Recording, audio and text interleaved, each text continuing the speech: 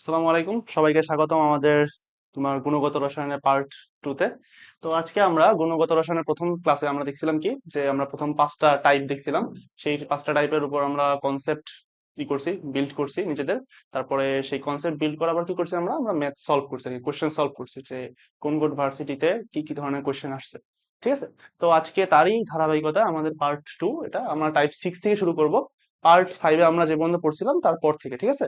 তো আমার একটা থাকবে, রিকোয়েস্ট থাকবে, সেটা কি, ক্লাস যখন তোমরা করবা তখন ক্লাসটা মনোযোগ দিয়ে করার চেষ্টা করবা। আর ক্লাস করার সময় চেষ্টা করবা যাতে নোট করতে পারো, ঠিক আছে। নোট করলে তোমার সুবিধা হবে কি, যেই টপিকগুলো তুমি পারো সেই টপিকগুলো তোমার একবার রিভাইজ হয়ে যাবে, আর যেই টপিকগুলো তুমি পারো না সেটা তো অবশ্যই নোট করতে হবে। সেটা কি আরেকবার তোমার মনে করো নতুন ভাবে তুমি শিখতে পারবা। বুঝতে পারছো? আর আমি প্রত্যেক ক্লাসেই বলি যে প্রত্যেকটা কোশ্চেন যখন আমি সলভ করব তার আগে চেষ্টা করবা যে তুমি নিজে চেষ্টা করবা যে তুমি নিজে সলভ করতে পারতেছো কিনা। যদি নিজে সলভ করতে না পারো দেন আমার সলভটা দেখবো, ঠিক আছে। তো প্রথমে আমি কনসেপ্টটা পড়াবো, কনসেপ্টটা তুমি দেখবা খুব ভালো মতো। তারপরে ওই কনসেপ্টের অ্যাপ্লিকেশনটা আমরা দেখবো যে এই কনসেপ্ট থেকে কি কি ধরনের কোশ্চেন আসছে, Dhaka varsity, Rajshahi varsity, Jahangirnagar varsity. ঠিক আছে। তো চলো শুরু করি। আচ্ছা, আমাদের টাইপ 6 সেটা হচ্ছে তোমার বর্ণালীমিতি। আচ্ছা, সংক্ষেপণ তত্ত্বের বর্ণালীমিতিকে তোমার কি বলা হয়? স্পেকট্রোমেট্রি বলা হয়। কি বলা হয়? স্পেকট্রোমেট্রি। ওকে, এটা জানা লাগবে আর কি। এটাকে তোমার স্পেকট্রোস্কোপিও বলা হয়। ঠিক আছে। স্পেকট্রোস্কোপি বলে আমরা মূলত তোমার স্পেকট্রোমেট্রি বা স্পেকট্রোস্কোপি নামে জানি। ওকে। এটা কিন্তু আমি ফার্স্ট যে ব্যাচটা পড়াইছিলাম, ফার্স্টে যে তোমাদের ক্লাসটা হয়েছে গুণগত রসায়ন, সেখানে কিন্তু আমি দেখাইছি এটা। ঠিক আছে। গুণগত রসায়নের ক্লাসে আমি দেখাইছি যে তোমার এই স্টাইলগুলো কিন্তু ছিল তো সেখানে। আচ্ছা। ওকে। তো দেখো এখানে কিছু বিজ্ঞানীর নাম দেওয়া আছে, কিছু সাল দেওয়া আছে, আর তারা কি করছে আসলে মানে সেটা দেওয়া আছে। এখন আমি তোমাদের বলে দিব যে কোন জিনিসগুলো মনে রাখতে হবে আর কোন জিনিসগুলো মনে রাখতে হবে না। ওকে। দেখো। আচ্ছা, প্রথমে বিজ্ঞানী হাইগেন্স সে কি করছে, 1690 সালে আলোক রশ্মি বা রেডিয়েশন লম্বিক স্পন্দন সে আবিষ্কার করছে। এটা তেমন একটা ইম্পর্টেন্ট না। আচ্ছা, নিউটন সে কি করছে, 1764 সালে রেডিয়েশন অবেশিত কি করছে, তোমার তরঙ্গ প্রবাহ, সেটা কি সে প্রত্যক্ষ করছে। ওকে। ম্যাক্সওয়েল, এটা ইম্পর্টেন্ট অনেক। ম্যাক্সওয়েল সে কি করছে, 1873 সালে, সালটা অনেক ইম্পর্টেন্ট। কত সাল? 1873 সাল। এইটা কোন কিসের জন্য ইম্পর্টেন্ট জানো? জাহাঙ্গীরনগরের জন্য ইম্পর্টেন্ট। জাহাঙ্গীরনগরে কিন্তু তোমার মানে কনসেপচুয়াল প্রশ্ন আসে, ঠিক আছে, বাট তোমার মুখস্থমূলক বা জ্ঞানমূলক টাইপের কোশ্চেন অনেক বেশি আসে। বুঝতে পারছো? আচ্ছা, সে কি করছে, দেখো, আলোক তথা সরি আলোক তথা রেডিয়েশনের তড়িৎ চৌম্বক ধর্ম বর্তমান, সেটা কি করছে আর কি, ব্যাখ্যা করছে। আচ্ছা, তারপরে দেখো তোমার, এটা দরকার নাই, ম্যাক্স প্লাঙ্ক কি করছে, এটা খুবই ইম্পর্টেন্ট। আমরা কোয়ান্টাম তত্ত্ব পড়ছিলাম না, দেখো কোয়ান্টাম তত্ত্ব কে দিছে রে? ম্যাক্স প্লাঙ্ক দিছে কিন্তু। অনেকে বলে যে আইনস্টাইন দিছে, আসলে কিন্তু না।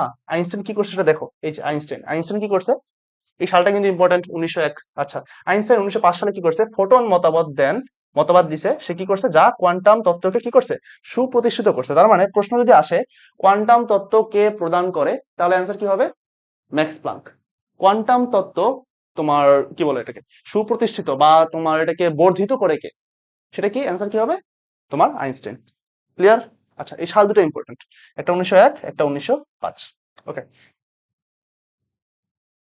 আচ্ছা, particle concept, E is equal to H nu. দেখো, ই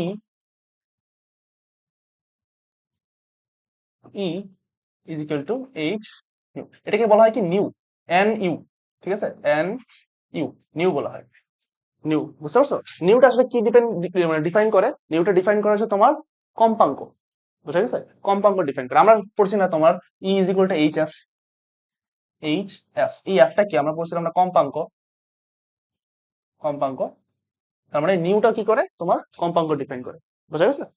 আচ্ছা, এখন দেখো আমাদের কিছু রশ্মির নাম দেখবো আমরা, আর এগুলোর দৈর্ঘ্য কি দেখবো, ন্যানোমিটারে দেখবো। আচ্ছা, তরঙ্গ দৈর্ঘ্য হয় কি, তরঙ্গ দৈর্ঘ্য কি দ্বারা প্রকাশ করা হয়, ল্যামডা দ্বারা প্রকাশ করা হয়। এটাকে কি বলা হয়? ল্যামডা। আচ্ছা, আশা করি জানো। তো প্রথম রশ্মিটা দেখো, আমরা ছোট থেকে বড়র দিকে যাব। ঠিক আছে, এটা মনে রাখতে হবে কিন্তু, এটা কিন্তু মাস্ট মনে রাখতে হবে। প্রথম হচ্ছে তোমার মহাজাগতিক রশ্মি, এটা রেঞ্জ দেওয়া আছে, রেঞ্জ গুলো মনে রাখা দরকার নেই। জাহাঙ্গীরনগরে যারা পরীক্ষা দিবা শুধুমাত্র তাদের জন্য রেঞ্জটা লাগবে। কি বললাম? যারা জাহাঙ্গীরনগরে দিবা, জাহাঙ্গীরনগরে দিবা তাদের জন্য কি লাগবে, এই রেঞ্জটা লাগবে। এই যে এগুলো লাগবে, এই যে এই রেঞ্জ গুলো লাগবে। ঠিক আছে। আরো তোমার ওই যে ইসা আছে, অতিবেগুনি রশ্মির কিছু রেঞ্জ আছে, কিছু ব্যবহার আছে। যেমন ড্রাগ শনাক্তকরণে কি ব্যবহার করা হয়, তারপরে তোমার প্রোটিন অ্যানালাইসিসে কোনগুলো ব্যবহার করা হয়। ঠিক আছে। চিকিৎসা ক্ষেত্রে লাইট থেরাপিতে কোনগুলো ব্যবহার করা হয়, সেগুলো কিন্তু তোমার জাহাঙ্গীরনগরে লাগে। ওটা স্লাইডে নাই, বাট বইয়ে আছে, কিন্তু বই থেকে শিখে নিও। ওকে। আচ্ছা, দেখো, মহাজাগতিক রশ্মি দেওয়া আছে সবচেয়ে কম তরঙ্গ দৈর্ঘ্য বিশিষ্ট রশ্মি কোনটা? মহাজাগতিক রশ্মি। তারপরে গামা রশ্মি, রঞ্জন রশ্মি, অতিবেগুনি বা ইউভি আল্ট্রা ভায়োলেট রে, ঠিক আছে? ইউভি রশ্মি দৃশ্যমান আলোক রশ্মি, মানে এটা আমরা দেখি যেটা। আচ্ছা, অবলোহিত রশ্মি বা আইআর, ওকে। এরপর মাইক্রোওয়েভ, তারপর হচ্ছে তোমার রেডিও ওয়েভ বা টেলিভিশন রশ্মি। এই সিকোয়েন্সটা মনে রাখতে হবে। কেন মনে রাখতে হবে? দেখো, এই সিকোয়েন্স থেকে প্রশ্ন আসে যে নিচের কোনটির তরঙ্গ দৈর্ঘ্য সবচেয়ে বেশি। প্রশ্ন আসে এইভাবে, নিচের কোনটির শক্তি সবচেয়ে বেশি, নিচের কোনটির কম্পাঙ্ক সবচেয়ে বেশি, নিচের কোনটির তরঙ্গ সংখ্যা সবচেয়ে বেশি। ঠিক আছে, কতগুলো বলছি, এখন সম্পর্কগুলো আমার জানতে হবে না? আমরা একটু শিখি। দেখো, দেখো তো আমরা কি জানি রে? E is equal to H C divided by lambda, তাই না? ওকে, দেখো তো ই এর সাথে ল্যামডার সম্পর্কটা কি? ব্যস্তানুপাতিক না? তার মানে কি E is proportional to 1 divide by lambda, তাই না? তার মানে ল্যামডার মান যত বেশি, শক্তির মান কি তত কম। মানে ল্যামডার মান যত বেশি, ই এর মান যত কম। ল্যামডার মান যত কম, ই এর মান তত বেশি। আচ্ছা, এখানে ল্যামডার মান সবচেয়ে কম কোনটার? তোমার মহাজাগতিক রশ্মির। তার মানে সবচেয়ে শক্তি বেশি কোনটায়? মহাজাগতিক রশ্মিতে। তারপর আস্তে আস্তে আস্তে শক্তি কমছে। সবচেয়ে শক্তি কম কোথায়? রেডিও আর টেলিভিশন রশ্মিতে, ঠিক আছে? সবচেয়ে ল্যামডার মান বেশি কোথায়? রেডিও ওয়েভে। বুঝা গেছে তো এটা? আচ্ছা, আরেকটা আমরা জানি না, আমরা কি জানি? V is equal to F lambda. এখান থেকে আমরা লিখতে পারি না lambda is equal to V divided by F? তার মানে আমরা ল্যামডা আর এফ এর সম্পর্ক কি রে? এফ মানে কি? কম্পাঙ্ক না? তার মানে তরঙ্গ দৈর্ঘ্য আর কম্পাঙ্কের সম্পর্ক কি? ব্যস্তানুপাতিক, সেম। তার মানে শক্তি যেখানে কম, কম্পাঙ্কও সেখানে কম। বুঝতে পারছো? তরঙ্গ দৈর্ঘ্য বেশি মানে কি? শক্তি কম, কম্পাঙ্ক কম। ওকে, আবার দেখো, এই যে ভি আছে বেগ, বেগের সাথে ল্যামডা সম্পর্ক কি? সমানুপাতিক না? ভি ইজ প্রপোর্শনাল টু কি? ল্যামডা। তার মানে যেইটার ল্যামডা বেশি, মানে তরঙ্গ দৈর্ঘ্য বেশি, সেখানে কি বেগটা বেশি। তার মানে সবচেয়ে বেগ বেশি কোথায়? এই যে রেডিও ওয়েভ আর টেলিভিশন রশ্মিতে। আর সবচেয়ে কম বেগ কোথায়? তোমার মহাজাগতিক রশ্মিতে। ক্লিয়ার? আরেকটা জিনিস আছে, সেটা হচ্ছে তোমার তরঙ্গ সংখ্যা।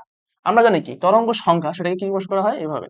তরঙ্গ সংখ্যা যদি আমি প্রকাশ করি is equal to 1 by lambda. মানে তরঙ্গ সংখ্যা তোমার কিসের এই ব্যস্তানুপাতিক? তরঙ্গ দৈর্ঘ্যের ব্যস্তানুপাতিক। তরঙ্গ সংখ্যা তরঙ্গ দৈর্ঘ্যের ব্যস্তানুপাতিক। বুঝতে পারছো? তার মানে আমি যদি লিখি একটা সামারি দিই, দেখো, তার মানে ল্যামডা বাড়লে কি হবে, ল্যামডা কমলে কি হবে? দেখো, যদি ল্যামডা বাড়ে, সাংকেতিক ভাবে দিলাম, ল্যামডা যদি বাড়ে শক্তি কমবে, তারপরে তোমার ফ্রিকোয়েন্সি কমবে, তরঙ্গ সংখ্যা কমবে। বুঝা গেছে? শুধু বাড়বে কি? বেগটা বাড়বে, ভি, সরি, বাড়বে।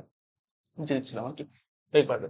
এখন আবার ল্যামডা যদি কম হয়ে যায়, কি হবে? তোমার ই বাড়বে, মানে শক্তি বাড়বে, ফ্রিকোয়েন্সি বাড়বে, তোমার তরঙ্গ সংখ্যা বাড়বে, আর তোমার বেগ এটা কমবে। বুঝা গেছে? এইটা মনে রাখবা, মাস্ট। এটা মাস্ট মনে রাখা, এটা খুবই ইম্পর্টেন্ট। ঠিক আছে? আচ্ছা, গেল। আচ্ছা, এই সিকোয়েন্সটা মনে রাখবা। আমরা জানি, আশা করি তোমরা জানো, বে, নি, আ, স, হ, কলা মানে কি? বেগুনি, নীল, আসমানি, সবুজ, হলুদ, কমলা, লাল। আমি আবার বলতেছি, এই যে রেঞ্জগুলো শুধুমাত্র জাহাঙ্গীরনগর পরীক্ষা লাগে, অন্যান্য পরীক্ষায় তেমন একটা আসে না। ঠিক আছে? তারপরও দৃশ্যমান আলোর যে রেঞ্জগুলো আছে, এই রেঞ্জগুলো একটু মনে রাখার চেষ্টা করবা, কারণ ঢাকা ভার্সিটিতে চলে আসতে পারে। ঠিক আছে? এটা কিন্তু জাহাঙ্গীরনগর আর মাঝে মাঝে ঢাকা ভার্সিটিতে আসতে পারে, এখন আসে নাই মনে হয়, বাট আসতে পারে। ওকে, আচ্ছা। হ্যাঁ, দেখো, এই যে মনে রাখার ট্রিক্স, আমি এটা মানে বলবো না এটা মনে রাখতে, কারণ এটা খুবই হজবরল আর কি আকৃতি দিয়ে আছে আর কি। এটা মনে রাখার দরকার নেই, নিজে নিজে মনে রাখবা, বারবার পড়বা, দেখবা মনে থাকবে। ঠিক আছে? এখন আমরা দেখবো শিখা পরীক্ষা। আচ্ছা, ফ্লেম টেস্ট। দেখো, ফ্লেম টেস্টে কি কি লাগে সেটাকে দেখতে হবে। প্রথমে লাগে তোমার প্লাটিনাম বা নাইক্রোম তার, এটা ইম্পর্টেন্ট। কি কি তার লাগে? কি লাগে? প্লাটিনাম বা নাইক্রোম তার। আর কি ইউজ করা হয়? গাঢ় HCl অ্যাসিড। এই পরীক্ষায় ইয়ে থাকবে, অপশনে দেওয়া থাকতে পারে কিন্তু, যে তোমার শিক্ষা পরীক্ষায় কি কি ইউজ হয়, সেখানে গাঢ় HCl না থেকে তোমার কিন্তু লঘু HCl দিতে পারে। ঠিক আছে? তাহলে এটা কিন্তু খেয়াল রাখতে হবে যে গাঢ় HCl না তোমার লঘু HCl। আর এখানে তোমার একটা অনুজ্জ্বল শিখা ইউজ করা হয়। কি বললাম? এটা অনুজ্জ্বল শিখা, শিখাটা অনুজ্জ্বল থাকে। কি থাকে? অনুজ্জ্বল শিখা, অনুজ্জ্বল শিখা। পরীক্ষা কিন্তু তোমার উজ্জ্বল শিখাও দিয়ে দিতে পারে। বুঝতে পারছো? তো এটা কিন্তু মনে রাখতে হবে।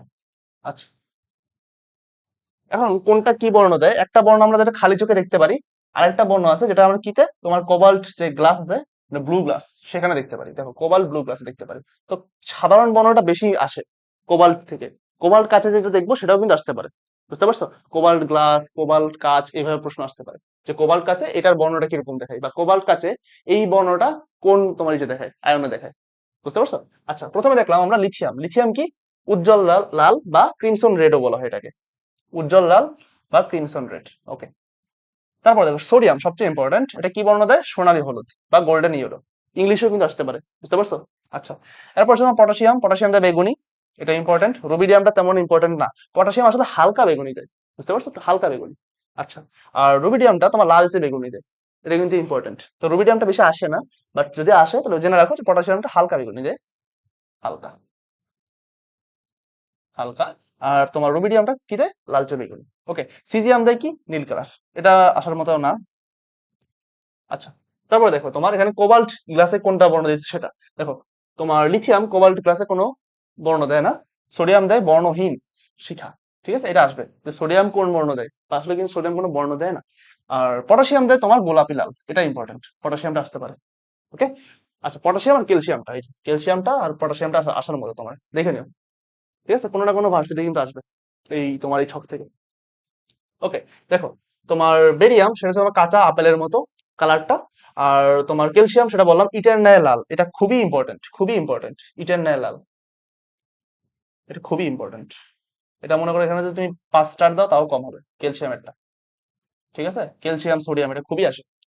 পটাশিয়াম, আচ্ছা, স্ট্রনশিয়াম টকটকে লাল, ক্রিমসন রেড, এটা আসতে পারে। এই ক্রিমসন রেড আমরা দুই জায়গায় দেখলাম, দেখো একটা টকটকে লাল আর একটা হচ্ছে তোমার উজ্জ্বল লাল। ঠিক আছে, ক্রিমসন তোমার দুই জায়গায় দিবে না। ক্রিমসন যদি দেয় তাহলে তোমার ওখানে স্ট্রনশিয়াম যদি থাকে স্ট্রনশিয়াম হবে, যদি তোমার লিথিয়াম থাকে লিথিয়াম হবে, যেটা থাকবে অপশনে।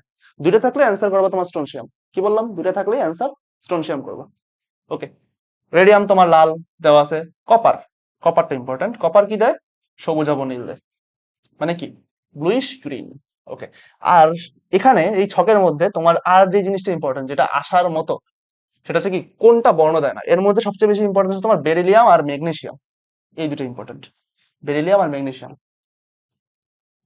এটা কি করে? শিক্ষা পরীক্ষায় কোনো বর্ণ দেয় না। শিক্ষা পরীক্ষায় বর্ণ দেয় না, বর্ণহীন। ঠিক আছে, দেখো বাকিগুলো মনে রাখতে পারো, বাট এই দুটো মনে রাখতে হবে, মাস্ট মাস্ট মাস্ট। ওকে, আচ্ছা, পারমাণবিক বর্ণালী দেখো আমরা দেখছি হাইড্রোজেন বর্ণালী যেগুলো।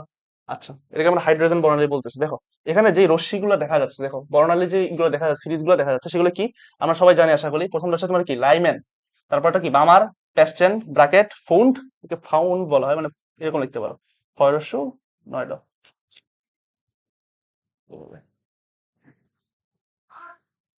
ফৌন্ড। আর হচ্ছে তোমার হামফ্রেস বা হামফ্রিস, হামফ্রেস,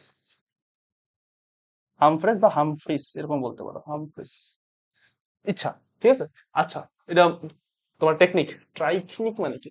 লাইলি প্যাকেট ফুল। আচ্ছা, যাই হোক, দেখো এটা আমরা কিভাবে বুঝবো যে কখন লাইমেন যে সিরিজটা আছে সেটা হবে, কখন বামার সিরিজ হবে?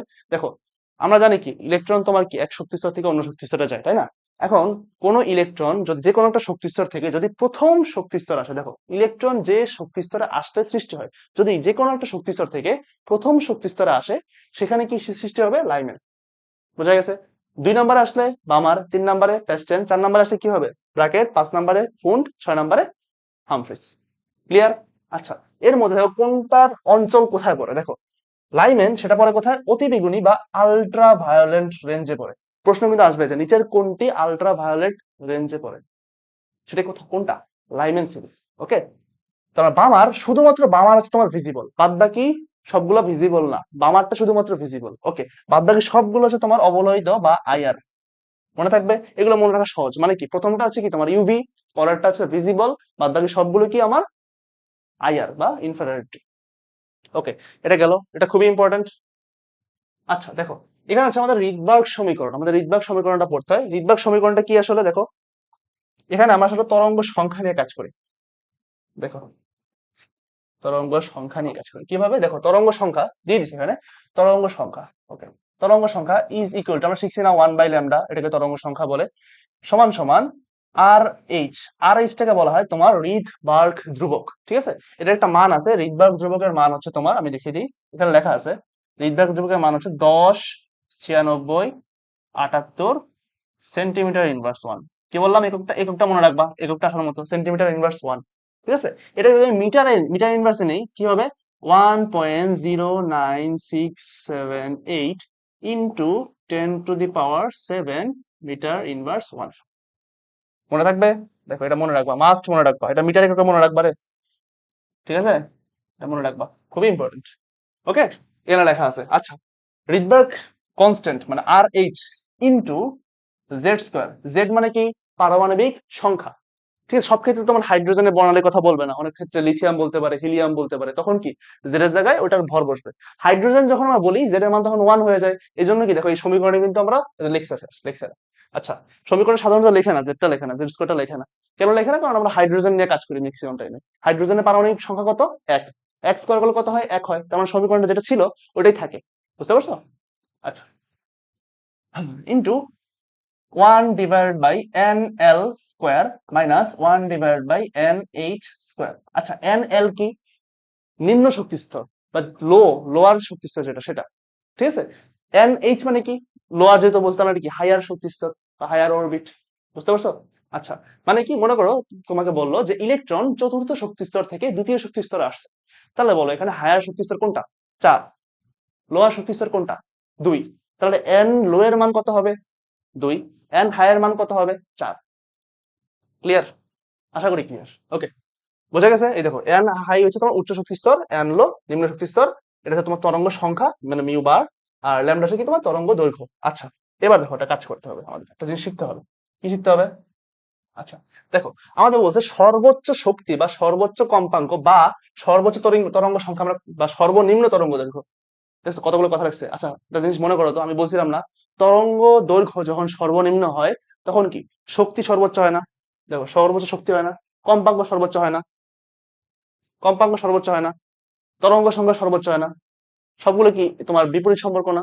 ইনভার্সলি সম্পর্ক না? ইনভার্সলি প্রপোর্শনাল না এগুলা তরঙ্গ দৈর্ঘ্যের সাথে? দেখছো, সেটাই কিন্তু লেখা আছে। ওকে, তাহলে কি হবে, এর জন্য কি করতে হবে আমার? তোমার এন হাই এর মানটা আমার ইনফিনিটি ধরতে হবে। বুঝতে পারছো? মানে সর্বোচ্চের জন্য। কেন বলো তো? আসলে ইনফিনিটি আমরা কেন ধরবো? দেখো, আমি যদি এন হাই এর মানটা ইনফিনিটি ধরি, সামথিং ডিভাইডেড বাই বা 1/, ইনফিনিটি মানে কি 0, তাহলে আমার কি এখান থেকে চলে যাচ্ছে বাদ, মানে পুরোটা বাদ চলে যাচ্ছে।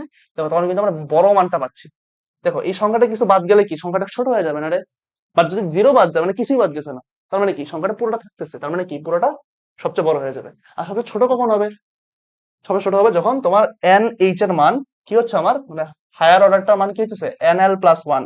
মানে কি, মনে করো ইলেকট্রন দ্বিতীয় শক্তি স্তর থেকে প্রথম শক্তি স্তর আসছে, তখন সবচেয়ে কম কি হবে? শক্তি হবে সবচেয়ে কম। দেখো, সব লেখা আছে, সর্বনিম্ন শক্তি, সবচেয়ে কম শক্তি, সবচেয়ে কম কম্পাঙ্ক, সবচেয়ে কম তরঙ্গ সময়, কিন্তু তরঙ্গ দৈর্ঘ্যটা সর্বোচ্চ হবে। বোঝা গেছে? এটা কিন্তু তোমার এখানে ম্যাজিক। ওকে, এই জিনিসটা মনে রাখতে হবে। এখান থেকে প্রশ্ন আসবে মাস্ট, এখান থেকে এবারও প্রশ্ন আসবে,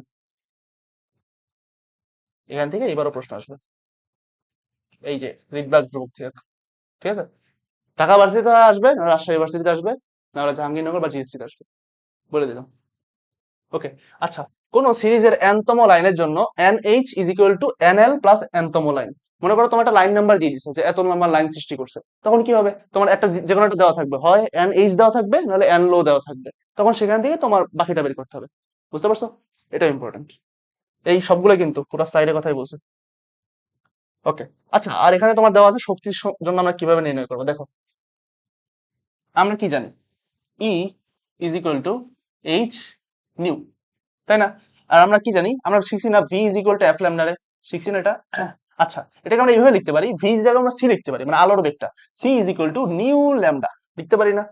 এই নিউটা কি প্রকাশ করে? তোমার তরঙ্গ, সরি এই কম্পাঙ্ক প্রকাশ করে। আচ্ছা, এটাকে আমরা এইভাবে লিখতে পারি, তোমার mu is equal to C divided by lambda. আচ্ছা, এখানে আমরা নিউর জায়গায় সি ডিভাইড বাই ল্যামডা বলছি, তাহলে কি আসতেছে আমার? H C divided by lambda. আচ্ছা, আমরা এটা এই সিটাকে এখানে রাখলাম, ইনটু এটাকে আমরা 1/λ লিখলাম, 1/λ লিখলাম। দেখো, 1/λ সমান কি শিখছি? দেখো, এই যে শিখছি না এটা, এই যে 1/λ সমান এটা শিখছি না? তাহলে আমরা এটা লিখি, তাহলে আমরা লিখি এটা কোথায় লিখবো? আচ্ছা, এই নিচে লিখি। আচ্ছা, এইচ সি ইন্টু 1/λ মানে কি বলছি আমরা? R H Rydberg constant into Z square into 1/n low square minus 1/n H square. Okay, এইটা বোঝা গেছে? এটা কিন্তু ইজি। একটু দেখে শুনে আমাদের পড়াশোনা করতে হবে, তাহলে কিন্তু আমাদের সব ইজি। এখানে কিন্তু আমাদের শক্তি বের করতে বলতে পারে। ঠিক আছে, শক্তি বের করতে বলে কি করবো আমরা, এই সমীকরণটা ইউজ করবো। ওকে। ওকে। আচ্ছা, এটা জাল পাসপোর্ট ও জাল টাকা শনাক্তকরণে ইউভি রশ্মির ব্যবহার। আচ্ছা, সবচেয়ে ইম্পর্টেন্ট কি, জাল টাকা জাল পাসপোর্ট শনাক্তকরণে কোন রশ্মি ব্যবহার করা হয়? ইউভি রশ্মি। এখান থেকে এই প্রশ্নটা প্রাথমিকভাবে আসে। আর এখানে কি ইউজ করা হয়? তোমার ফসফর ইউজ করা হয়। আছে কই, এই তো ফসফর ইউজ করা হয়। আচ্ছা, আরেকটা তথ্য ইম্পর্টেন্ট, সেটা কি, ফসফরে তোমার তরঙ্গ দৈর্ঘ্য কত, এটা। ঠিক আছে, এই কটা তথ্য জানতে হবে। আর এখানে তোমার কি সৃষ্টি করে? প্রতিপ্রভা সৃষ্টি করে। ঠিক আছে, এই যে প্রতিপ্রভা আর অনুপ্রভা হয়েছে, ফ্লুরোসেন্স। ঠিক আছে। ওকে, এখান থেকে একটু আর লাগবে না। ওকে, আমাদের প্রথম প্রশ্ন কি বলছে? হাইড্রোজেনের পারমাণবিক বর্ণালীর লাইম্যান সিরিজের রেখা সৃষ্টিকারী চতুর্থ শক্তি স্তর থেকে আগত ইলেকট্রনের বিকিরিত শক্তির তরঙ্গ সংখ্যা কত হবে? আচ্ছা, আর গামা, এটা কেন, আর এইচ হয়। ওকে, আমাদের বলছে তরঙ্গ সংখ্যা কত, মানে আমাদের নর্মালি দিচ্ছে তরঙ্গ সংখ্যা সমান সমান কি শিখছি, তরঙ্গ সংখ্যা is equal to 1/λ is equal to R H. এখানে কি হাইড্রোজেনের কথা বলছে? হাইড্রোজেনের কথা বলছে, তার মানে আমাদের জেড স্কোয়ার নিয়ে কাজ করতে হবে না। Okay, N low 1/n l square minus 1/n h square. Okay, N low কোনটা? এখানে এন লো কত দেখো, লাইম্যান সিরিজ বলছে। লাইম্যান বামার, লাইম্যান কি প্রথম না, তার মানে এন এল এর মান কত? এক। এক থেকে কি আর ছোট হয় কিছু? না। চতুর্থ শক্তি স্তর, এটা কি এন এল না এন এইচ না, মানে হাইয়ার শক্তি স্তর না, এন এইচ না এটারে, এন এইচ। আচ্ছা, আমরা এন এল এর মান পাইলাম, এন এইচ এর মান পাইলাম। আমাদের রিডবার্গ কনস্ট্যান্টের মান দিয়ে দিছে, কি দিছে? 10.97 ইন্টু 10⁻⁷ ইন্টু আমাদের 1/n l কত, এল এর মান 1 স্কোয়ার মাইনাস 1/n এইচ এর মান কত, 4 স্কোয়ার। ওকে, 10.97 ইন্টু 10⁻⁷, 10⁻⁷, এখানে কি দেখতেছে 1 থাকবে, তাই তো? এখানে থাকবে কি 1, নিচে 16 চলে আসবে। এখন আমরা একটু কাজ করে আগে, দেন এটাতে গুণ করে দিব। ওকে, দেখো এটা যদি আমি ভাঙি কি করব, 16, এলসিএম 16 আসবে, 16 মাইনাস 1 কত, 15 হইলো। এখন আমাদের এটা কি করতে হবে, ক্যালকুলেশন করতে হবে। হুম, আচ্ছা, 10.97 পারমাণবিক লাইম্যান সিরিজের রেখা সৃষ্টিকারী চতুর্থ শক্তি স্তর থেকে আগত ইলেকট্রনের বিকিরিত শক্তির তরঙ্গ সংখ্যা কত হবে? ওকে, ঠিক আছে। আচ্ছা, দেখো আমি তোমাকে একটা জিনিস দেখাই, দেখো ট্রিক্স দেখো। এটা কি আসছে, জিএসটি 23-24। ওকে, এটা আমার সময় আসছিল, ঠিক আছে, আমি যখন পরীক্ষা দিয়েছিলাম। এটা আমি কিভাবে করছিলাম দেখো। আচ্ছা, 15কে যদি আমি 16 দিয়ে ভাগ করি, 16 আর 16কে ভাগ করলে কত হওয়ার কথা রে? একের কাছাকাছি না, মানে এক হওয়ার কথা, 16কে ভাগ করলে এক হওয়ার কথা। বাট 15কে যদি আমি 16 দিয়ে ভাগ করি, একের কাছাকাছি, মানে 0.9 সামথিং আসবে, তাই না? আমি ধরলাম এক, তাহলে আমি কোনো কিছুকে যদি এক দ্বারা গুণ করি, তাহলে এই সংখ্যাটাই থাকবে না। 10.97 ইন্টু 10⁻⁷, এটুকুটা কি আসবে, মিটার ইনভার্স 1। এটা আসবে না, এটাই তো আসবে। এখন দেখো তো অপশনের কাছাকাছি কোনটা আছে, 2.05 নিউটন। না, এটা হবে না। 10.28 সামথিং, এটা থেকে কম আসার কথা না। 10.97, এখানে কি এক থেকে কম আসছিল না? তার মানে আমি যেটা থেকে গুণ করছি, এই মানটা এক থেকে কম আসবে না, মানে এই 10.97 থেকে কম আসবে না। অবশ্যই আসবে, তাহলে কি এটা অ্যান্সার হয় না? ওয়েট,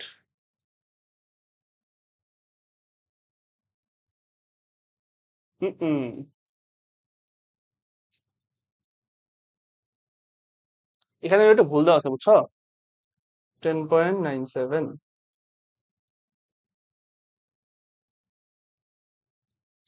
আচ্ছা, এক সেকেন্ড,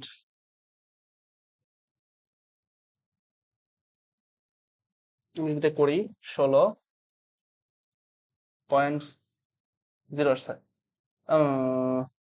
9 নং কত, 6 নং 54, হাতে আছে 5, 9 × 9 = 5, 14, দেখাচ্ছে 6। ওকে, 0.9। ওকে, এখানে যদি 0.9, আচ্ছা, যদি আমি গুণ করি, আচ্ছা ওয়েট,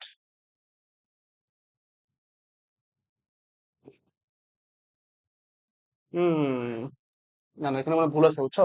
এখানে তোমার নেগেটিভটা হবে না। ওকে, 10.28, 10⁻⁶ আছে, 6টা হবে না আসলে। এখানে 6 হওয়ার কথা না, কোনো চান্স তো নেই, তাই না? 0.9 যদি এভাবে করা হয়, তোমার ভাগ করলে 10.97 ইন্টু 10 এটাই হবে। হুম। আচ্ছা, আমি এখানে 10 দ্বারা যদি গুণ করি, 10 দ্বারা গুণ করলে এটা 10 দ্বারা ভাগ দিতে হবে, তখন এখানে আবার 9 চলে আসবে, তখন এটা আবার না হবে না। এখানে সম্ভবত স্লাইডে ভুল আছে আমার যতদূর মনে হচ্ছে। ঠিক আছে, তারপরে একবার ক্রস চেক করো তোমরা, হ্যাঁ? এখানে ভুল আছে, মানে মাঝে মাঝে স্লাইডে ভুল হয় তো, মানে প্রশ্নের সময় টাইপ করতে গেলে তোমার প্লাসের জায়গায় মাইনাস, মাইনাস জায়গায় প্লাস হইতে পারে। তারপরে তুমি একবার দেখো আমার করায় কোনো ভুল আছে কিনা, আমি বুঝতে পারতেছি না এখন। একবার দেখো, ঠিক আছে, চেক করে একবার। অনেক রাত হয়েছে তো, হয়তো মাথাও ঠিক মতো কাজ করতে পারতেছে না। আচ্ছা ঠিক আছে, পরবর্তী প্রশ্ন, শিক্ষা পরীক্ষায় ব্যবহার, আমাকে একটু জানাও, কমেন্টে জানাও যে ভাই এখানে ভুল হয়েছে বা ওখানে ভুল হয়েছে বা প্রশ্নে ভুল আছে, ঠিক আছে, একটু জানাই দিও। ওকে। আচ্ছা, শিক্ষা পরীক্ষায় ব্যবহার করা হয় কোনটা? দেখো, গাঢ় HCl ব্যবহার করা হয় আমরা দেখছি, লঘু HCl থাকলে ব্যবহার করা হইতো না। প্লাটিনাম তার ব্যবহার করা হয়, ঠিক আছে, সেটা কিন্তু দেখছি আমরা ওখানে। আচ্ছা, ওকে। অনুজ্জ্বল শিখা, দেখো এই যে পড়াইছিলাম না, অনুজ্জ্বল শিখা ইউজ করা হয়, ওখানে কিন্তু উজ্জ্বল শিখা বলতে পারতো। আচ্ছা, এই তিনটা ইউজ করা হয়। এটা কোথায় আসছে? জাহাঙ্গীরনগর, অবশ্যই তিনটাই হবে, ঠিক আছে। আচ্ছা, তারপর দেখো, কোয়ান্টাম শক্তি বিকিরিত শক্তির কম্পাঙ্কের সাথে কিভাবে সম্পর্কিত? কোয়ান্টাম শক্তি আমরা কি শিখছি রে? E is equal to H C divide by lambda. Quantum শক্তি বিকিরিত শক্তির কম্পাঙ্কের সাথে, আচ্ছা sorry sorry sorry, E is equal to H nu. কি সম্পর্কিত? সম্পর্ক আছে, সমানুপাতিক সম্পর্ক। বুঝতে পারছো? বুঝা গেছে? কোয়ান্টাম শক্তির বিকিরিত শক্তি কম্পাঙ্কের সাথে কিভাবে সম্পর্কিত? সমানুপাতিক সম্পর্ক। দেখো, যদি আমার ই বাড়ে, কম্পাঙ্ক বাড়ে, শক্তি বাড়বে, আমরা দেখছিলাম না? দেখছিলাম। ওকে। আচ্ছা, কমলা আলোর তরঙ্গ দৈর্ঘ্যের সীমা কত? এটা আমিও জানি না, আমি এগুলো মনে রাখিনি। কমলা আলোর তরঙ্গ দৈর্ঘ্যের সীমা কত? বললাম না জাহাঙ্গীরনগরে এই ধরনের কোয়েশ্চেন আসে। কই গেল কমলা? কমলা কত রে? 590 থেকে 647। ওকে, 590 থেকে 647, 590 থেকে 647। আচ্ছা কই, 590 থেকে এটাই আছে, এটা অ্যান্সার হবে, ঠিক আছে, কাছাকাছি। দেখো, তারপরেও কিন্তু একুরেট মানটা দেয়নি, কি বলবো আর। আচ্ছা, আমি পড়ছিলাম যখন, মনে করো যে মেডিকেলের জন্য প্রিপারেশন নিছিলাম, তখন এগুলো মনে রাখছিলাম, মুখস্থ করছিলাম, সবকিছু মুখস্থ করছিলাম। কি হয় জানো, একটা ট্রিক্স ছিল তোমার, AK-47 দিয়ে আর কি মনে রাখতাম যে এই 647 ছিল না রে, হ্যাঁ AK-47 দিয়ে মনে রাখছিলাম যে 647 থেকে তোমার সবুজ শুরু, মনে হয় কমলা সবুজ, মনে রাখছিলাম। আচ্ছা, শিক্ষা পরীক্ষায় বর্ণহীন কোনটি? আমি পড়ছিলাম কি, বেরিলিয়াম, ম্যাগনেসিয়াম আছে, অ্যালুমিনিয়াম আছে, আয়রন 2+, আয়রন 3+ আছে, এখানে বেরিলিয়াম আর ম্যাগনেসিয়াম বলছিলাম ইম্পর্টেন্ট, দেখছো? বেরিলিয়াম আর ম্যাগনেসিয়াম থেকে কিন্তু প্রশ্ন আসে। আচ্ছা, বেরিলিয়াম, ঠিক আছে। তড়িৎ চৌম্বক বিকিরণের দৃশ্যমান অঞ্চলের তরঙ্গ সীমা কত? এটা কিন্তু ইম্পর্টেন্ট, সব ভার্সিটির জন্য ইম্পর্টেন্ট। দৃশ্যমান আলোর তোমার পরিসরটা কিন্তু ইম্পর্টেন্ট, এটা 5 স্টার, ঠিক আছে। দৃশ্যমান আলো তরঙ্গ সীমা কত? 380 থেকে 780 ন্যানোমিটার। ওকে।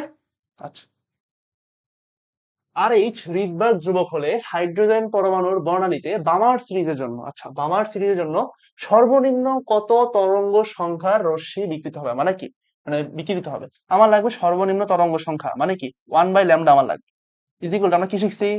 এটা কিন্তু হাইড্রোজেনের জন্য বলছে, ঠিক আছে, তার মানে আমার জেড লাগবে না। আর এইচ 1/n² মাইনাস 1/nh²। আমি কি বলছিলাম, দেখো সর্বনিম্ন তরঙ্গ সংখ্যা লাগবে, তার মানে আমার তরঙ্গ সংখ্যা যদি আমার সর্বনিম্ন হইতে হয়, তখন আমার NH এর মান কি হইতো? NH কি হইতো? NL+1। আমার NL এর মান কত? বামার শ্রেণীর জন্য NL কত রে? 2। তাহলে আমার NH এর মান কত হবে? 2 + 1 সমান কত? 3। করো। RH 1/2² minus 1/3²। ওকে, দেখো RH থাকতেছে, মানে মনে মনে করো, দিলাম একবারে। 2 দুগুণে কত? 2² মানে কত? 4। 3² মানে কত? 9। 4 নং কত? 36। ঠিক আছে, দেখো 36 এখানে আছে কত? 4। 36 4 এর মধ্যে কয়বার যায়? 9 বার যায়। 9 তোমার 9 36 এর মধ্যে কয়বার যায়? 4 নং 36 -4।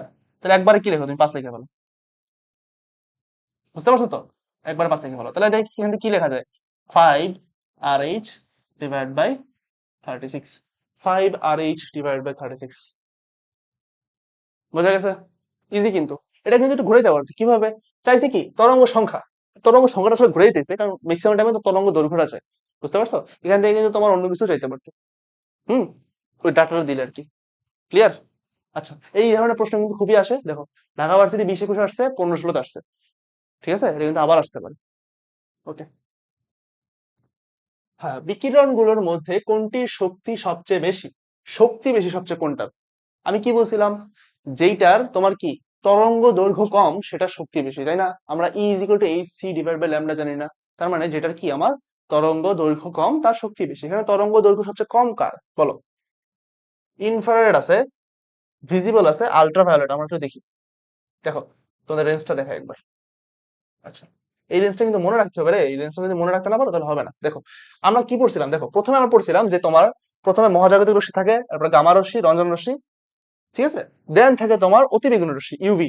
আমরা ওখানে দেখছি লাইমেন সিরিজের ক্ষেত্রে দেখছি না, প্রথমে ইউভি হয়, এরপরে কি হয় দৃশ্যমান হয়, এরপরে কি হয় তোমার ইনফ্রারেড হয়। দেখো এখানেও কিন্তু সেম, দৃশ্যমান দেন হচ্ছে তোমার অবলোহিত। আচ্ছা, এখানে দেখো এই জিনিসটা কিন্তু দিছে, ঠিক আছে, যেখানে আমাদের প্যাচ লাগতে পারে। কই আছি আমরা? ওকে, দেখো মাইক্রোওয়েভ, মাইক্রোওয়েভে কি হবে আমার শক্তিটা এখানে সবচেয়ে কম হবে।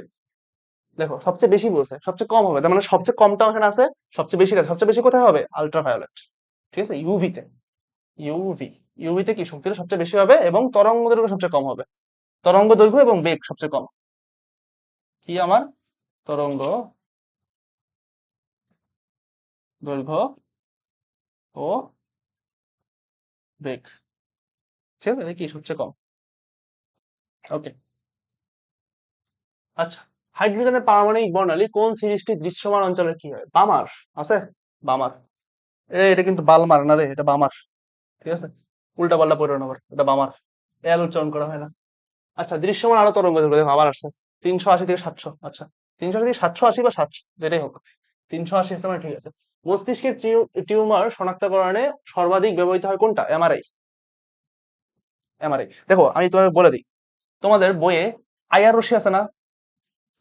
আইআর, আইআর রশ্মির মধ্যে তোমার তিনটা আইআর হয়, একটা মিডল আইআর, নেয়ার আইআর, এটা কি আমি বলি লিখে দিই, এটা হচ্ছে তোমার নিয়ার আইআর, আর এটা হচ্ছে তোমার মিডল, MIDDLE, আর এটা হচ্ছে তোমার ফার আইআর, ঠিক আছে। এইগুলোর মধ্যে কি তোমার মানে বিভিন্ন ব্যবহার আছে। চিকিৎসা ক্ষেত্রে কোন কোন ব্যবহৃত হয়, হাড়ের তোমার এই তোমার হয়ে গেলে আর কি, মানে মিসপ্লেসমেন্ট হয়ে গেলে তোমার কি হয় সেগুলো, ডিসপ্লেসমেন্ট কি, হ্যাঁ, এইগুলো লাগে কিন্তু। আর তোমার MRI, ম্যাগনেটিক রেজোনেন্স ইমেজিং, ঠিক আছে, এটা কিন্তু লাগে।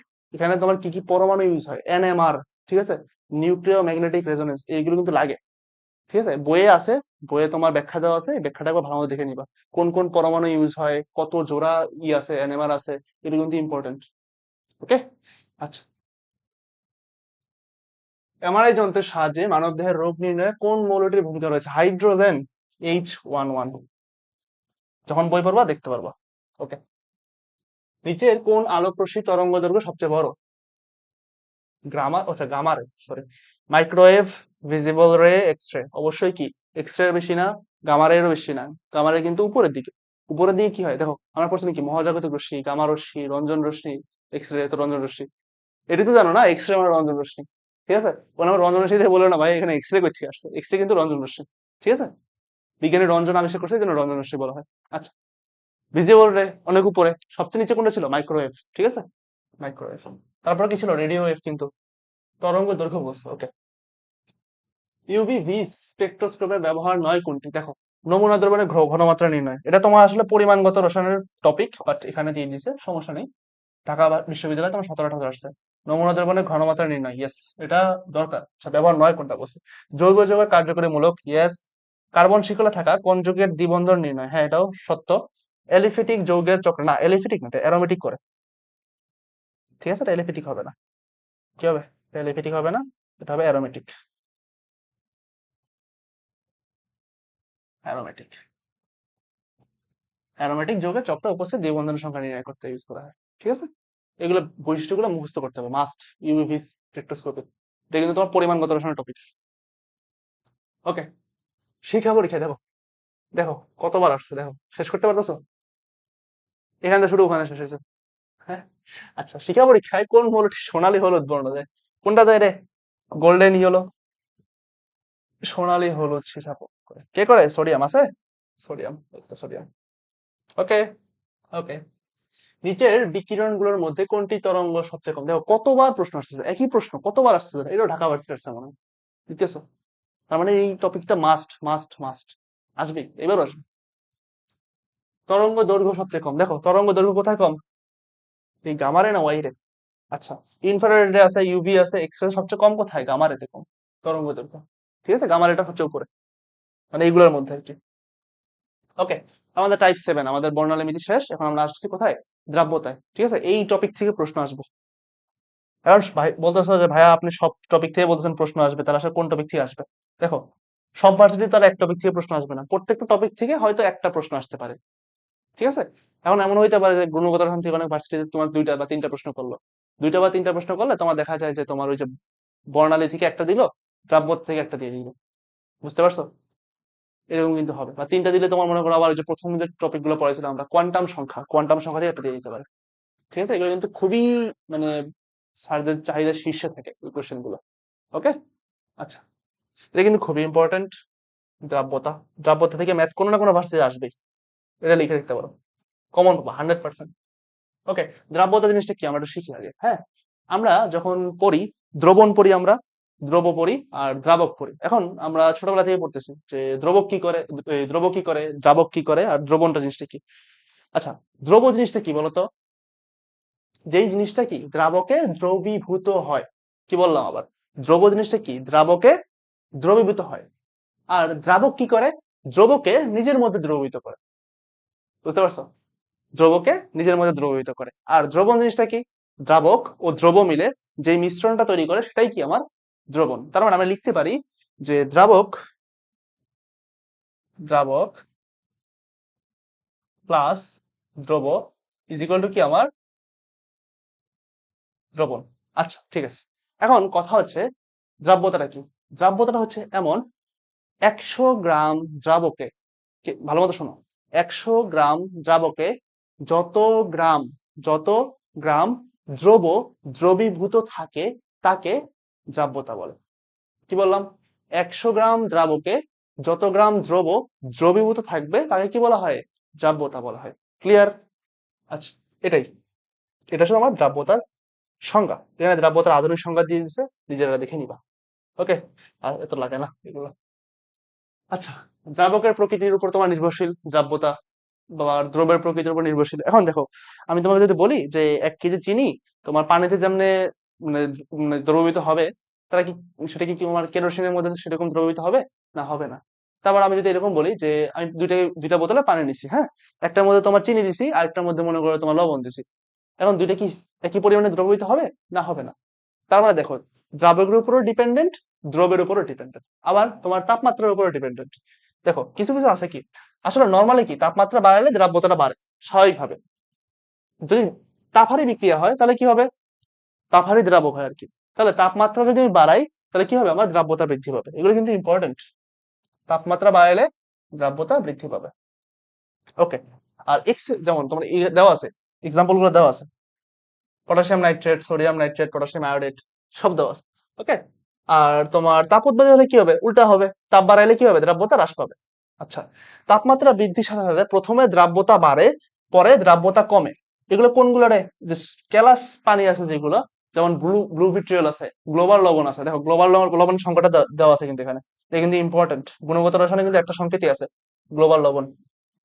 দেখি গ্লোবাল লবণ,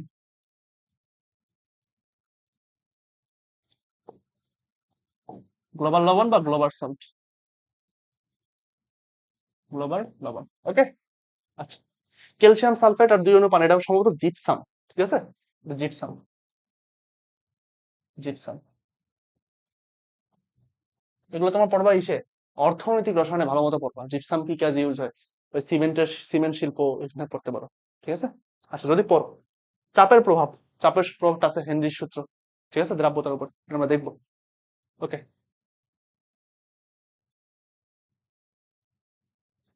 আচ্ছা, দ্রাব্যতা গুণফল দেখো, এই টপিকটা ইম্পর্টেন্ট, দ্রাব্যতা গুণফল। দ্রাব্যতা গুণফল মিলেই কোশ্চেনটা আসা আসলে। ওকে, দ্রব্যতা গুণফল দেখো, সম্পৃক্ত দ্রবণে উদ্ভূত সাম্যাবস্থায় স্বল্প দ্রবণীয় লবণের যৌগের উপাদান আয়নের সর্বোচ্চ আয়নীয় ঘনমাত্রার গুণফলই কি দ্রাব্যতা গুণাঙ্ক। দেখো আমি তোমাকে যদি বলি একটা এক্সাম্পল দিয়ে দিই আমি, যেমন ধরো আমার কাছে আছে তোমার মনে করো এবি, আচ্ছা এখানে এটাই নিলাম, এবি আছে। এবি থেকে আমি যদি এবি কে তোমার বি যদি করি কি হবে, এ প্লাস, এটা কিন্তু আমরা গোল্ডেন এ প্লাস আর এ প্লাস না রে, A plus plus B minus, ঠিক আছে। এখানে যেরকম করছে A plus, sorry B minus, B plus আর এ মাইনাস যেটাই হোক।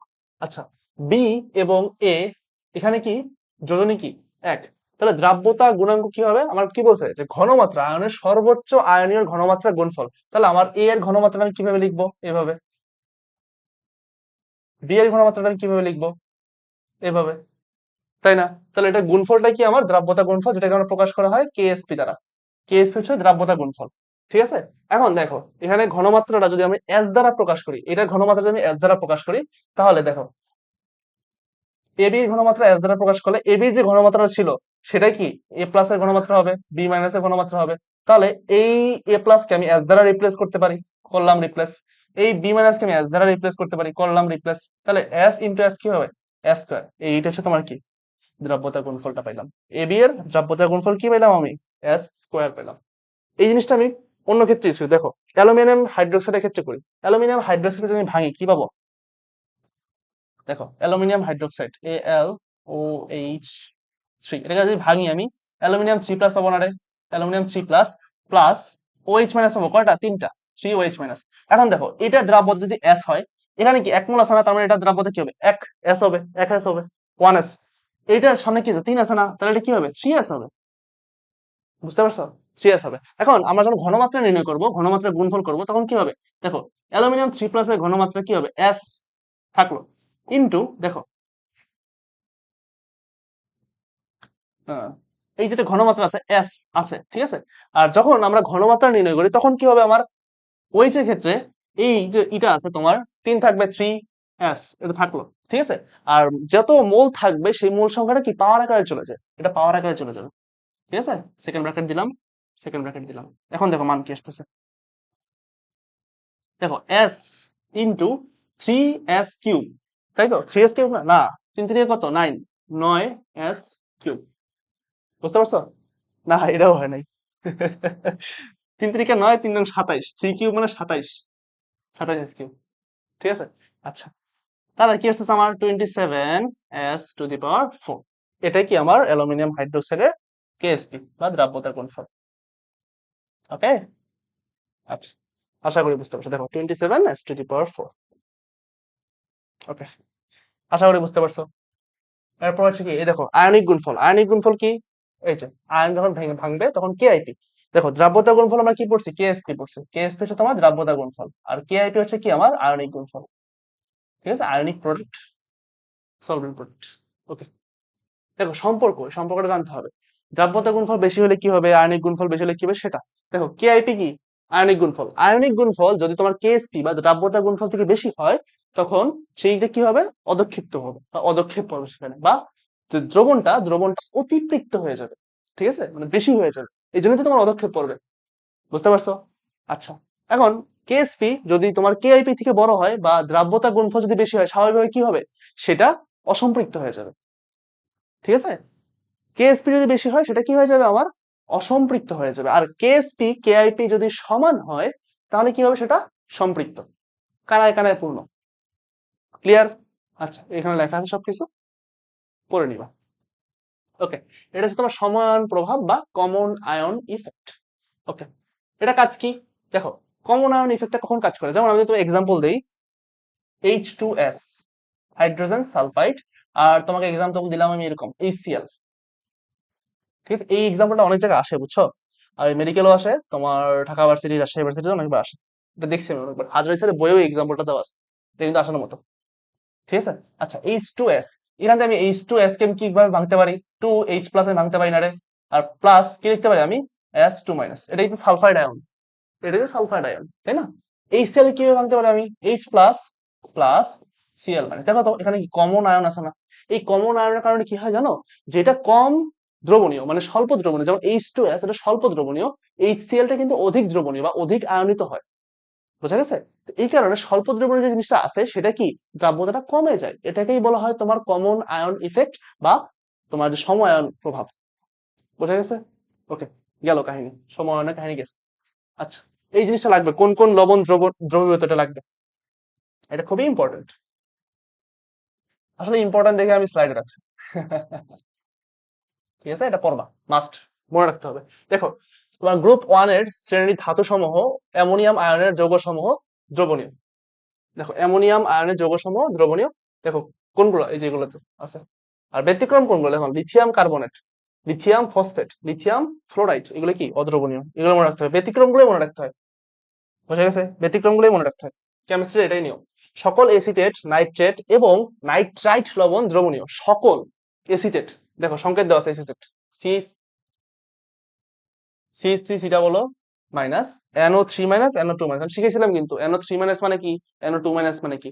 নাইট্রেট যেটা ছোট নাম সেটার 3 থাকে, যেটা বড় নাম সেটা কি থাকে, 2 থাকে। ক্লিয়ার? আচ্ছা, সকল লবণ দ্রবণীয়, অধিকাংশ ক্লোরাইড, ব্রোমাইড এবং আয়োডাইড লবণ দ্রবণীয়, কোনগুলো দ্রবণীয় না সেগুলো মনে রাখবা। কোনগুলো দ্রবণীয় না দেখি, এজি, পিবি, এগুলার কি ধাতুর ক্লোরাইড, ব্রোমাইড, আয়োডাইড, এগুলো কি দ্রবণীয় না। এজিসিএল দ্রবণীয় না, এজিবিআর দ্রবণীয় না। কি বললাম, এজিসিএল, এটা একদম, এটা খুবই ইম্পর্টেন্ট, এজিসিএল দ্রবণীয় না। এজিবিআর মানে কি, সিলভার ব্রোমাইড দ্রবণীয় না। এজিআই, এটা দ্রবণীয় না। ঠিক আছে, তারপরে লেড, PbCl2 দ্রবণীয় না। PbBr2 দ্রবণীয় না। তারপরে দেখো, কপার ক্লোরাইড, CuCl2 দ্রবণীয় না। বুঝতে পারছো, এগুলো কিন্তু দ্রবণীয় না, এগুলো কিন্তু মাস্ট মনে রাখতে হবে। ঠিক আছে, বিশেষ করে তোমার সিলভার এগুলো আর লেডের গুলো, এগুলো ইম্পর্টেন্ট অনেক।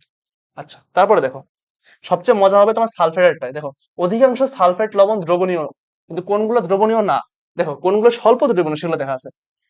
এই স্বল্প দ্রবণীয় কোনগুলো, ক্যালসিয়াম সালফেট, এটা কিন্তু খুবই ইম্পর্টেন্ট, ক্যালসিয়াম সালফেটটা। বুঝতে পারছো, ক্যালসিয়াম সালফেট অনেক ইম্পর্টেন্ট, ক্যালসিয়াম সালফেট তোমার স্বল্প দ্রবণীয়। মার্কিউরিক সালফেট এটাও ইম্পর্টেন্ট, বাট ক্যালসিয়াম সালফেট অনেক ইম্পর্টেন্ট। এখন তোমার পরীক্ষায় এরকম প্রশ্ন করলো যে নিচের কোন সালফেটটি পানিতে দ্রবণীয় না।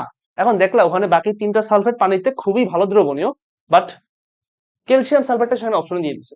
এখন তুমি তো জানো ক্যালসিয়াম সালফেট স্বল্প দ্রবণীয়, তখন তুমি অ্যান্সার কি করবা, অবশ্যই ক্যালসিয়াম সালফেট করবা, কারণ স্বল্প দ্রবণীয় আর দ্রবণীয় না হওয়া প্রায় একই কথা, যেহেতু বাকি 3টা তোমার ভালোভাবে দ্রবণীয় হয়। বুঝতে পারছো? ওকে, অন্য কেস বলি।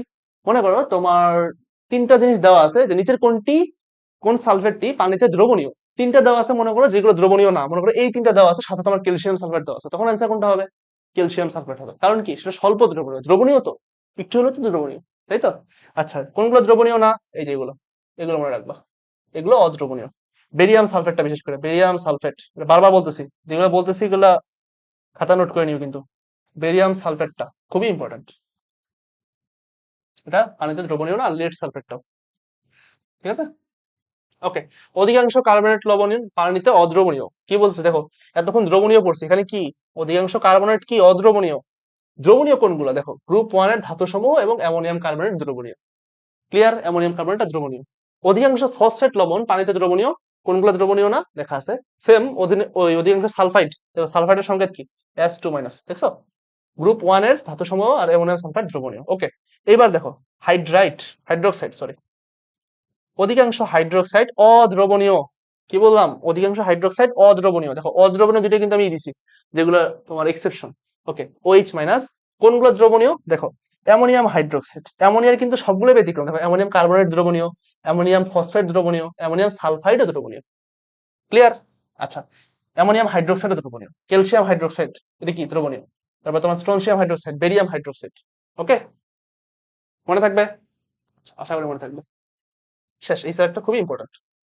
আচ্ছা, নিচের কোন জোড়া যৌগে সমআয়ন প্রভাব বিদ্যমান, দেখো এই যে বলছিলাম না এটা আসে, H2S আর HCl, এটা আমি দেখাইছি একটু আগে।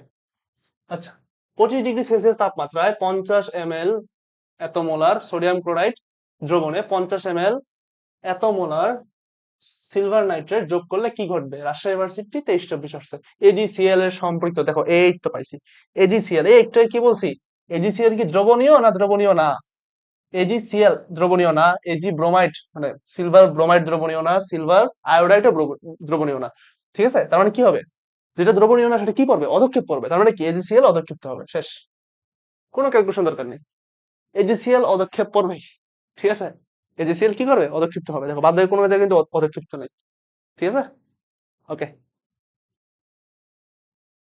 হ্যাঁ, 35°C তাপমাত্রায় সোডিয়াম ক্লোরাইডের এত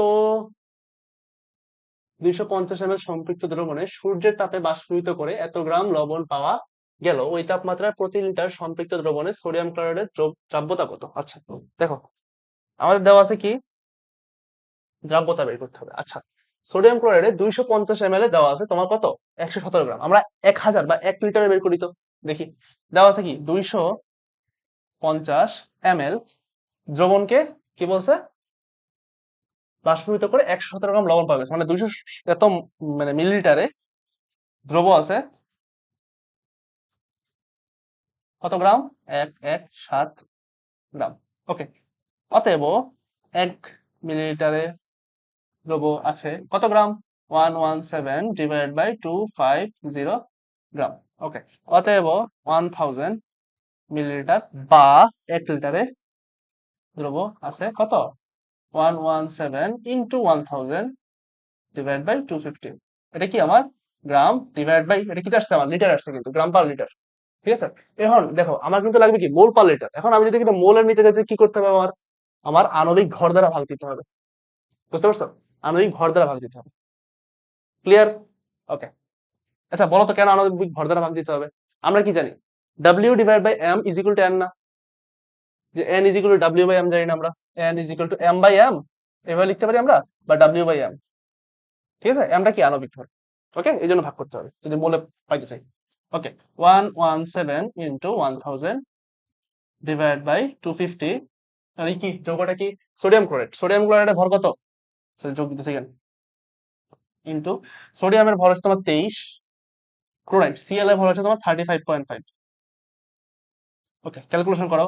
117 × 1000 / 250 30, 20, 50, 53, 58, 58.5, 58.5। কারণ মজার কথা হচ্ছে তোমার শূন্য শূন্য কাটা, 4 × 25 = 100। দেখো 58, দেখো 58 দোকানে কত? 117, মিলিয়ে দিছে, এটা মিলিয়ে দিছে, বুঝতে পারছো?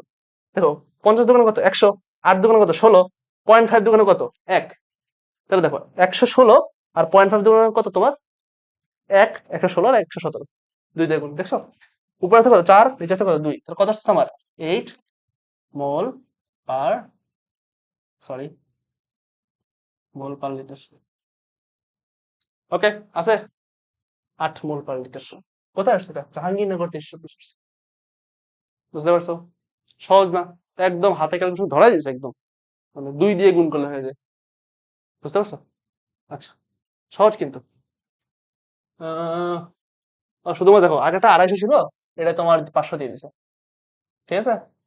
ওকে, এটা করবা, নিজেরা করবা, এটা হোমওয়ার্ক। আচ্ছা, প্রশ্ন কি বলছে? 20°C তাপমাত্রায় পানিতে অক্সিজেনের দ্রবীভূত হওয়ার ক্ষেত্রে হেনরির ধ্রুবক দিয়ে দিছে।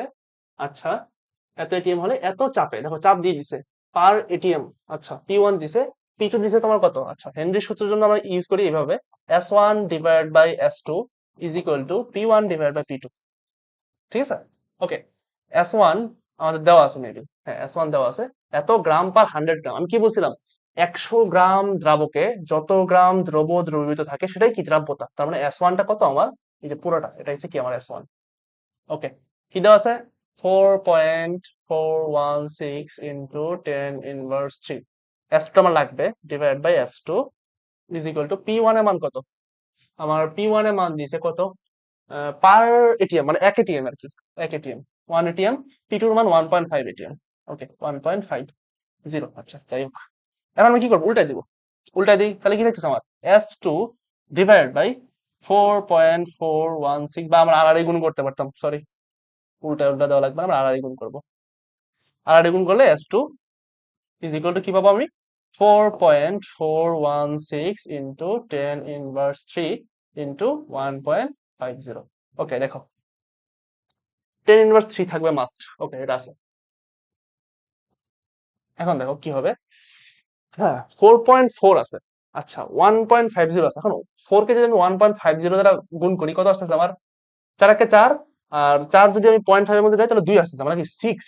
ওকে, দেখো এখানে কি একটু বেশি আছে না, মানে কি 6 থেকে সামথিং বেশি হবে, মানে 6 মনে করো 4। বুঝতে পারতেছো তো? 416 সামথিং একটু বেশি আসবে, 6 থেকে বেশি আসবে, এটা কিন্তু 7 হবে না। কেন হবে না? কারণ দেখো আমি কিন্তু গুণ করে ফেলছি। আর এই পিছে এমন কিছু নাই যেটা গুণ করলে তোমার 7 এর কাছে যেতে যাচ্ছে। বুঝতে পারছো? আচ্ছা তাহলে অ্যান্সার কি হবে? 6.624 ইন্টু 10 ইনভার্স 3, 7.7 এত দূর যাবে না। বুঝতে পারছো? 7.7 এত যাবে না, 6.4 থেকে তোমার বেশি যাবে না। এটা বোঝা যাচ্ছে, কারণ কি এই আমরা এইটা করছি, এই যে 4.4 দিয়ে মানে পূর্ণ সংখ্যাটা দিয়ে আমরা এই যে পূর্ণ সংখ্যাটা গুণ করছি। ওইটা যখন তোমার 6 এর বাইরে যায় না, মানে 6 আসতেছে, মানে 6 থেকে সামান্য বেশি হবে। ঠিক আছে? ওকে, এভাবে তোমার কিন্তু হ্যান্ড ক্যালকুলেশনটা করতে হবে। আচ্ছা, PbCl2 গরম পানিতে দ্রবণীয় কিন্তু শীতল পানিতে অদ্রবণীয় কারণ এটি অপোলার। না এমন কিছু না, পোলার আয়ন এটা কিছুই না। আচ্ছা লেটিস, আচ্ছা আমি তোমাকে একটা জিনিস শিখাই। দেখো কোন যৌগ পানিতে দ্রবণীয় হওয়ার শর্ত কি? দেখো পানিতে দ্রবণীয় হওয়ার শর্ত হচ্ছে তার hydration enthalpy, hydration enthalpy, enthalpy কি হবে? লেটিস এনথালপি থেকে বেশি হবে।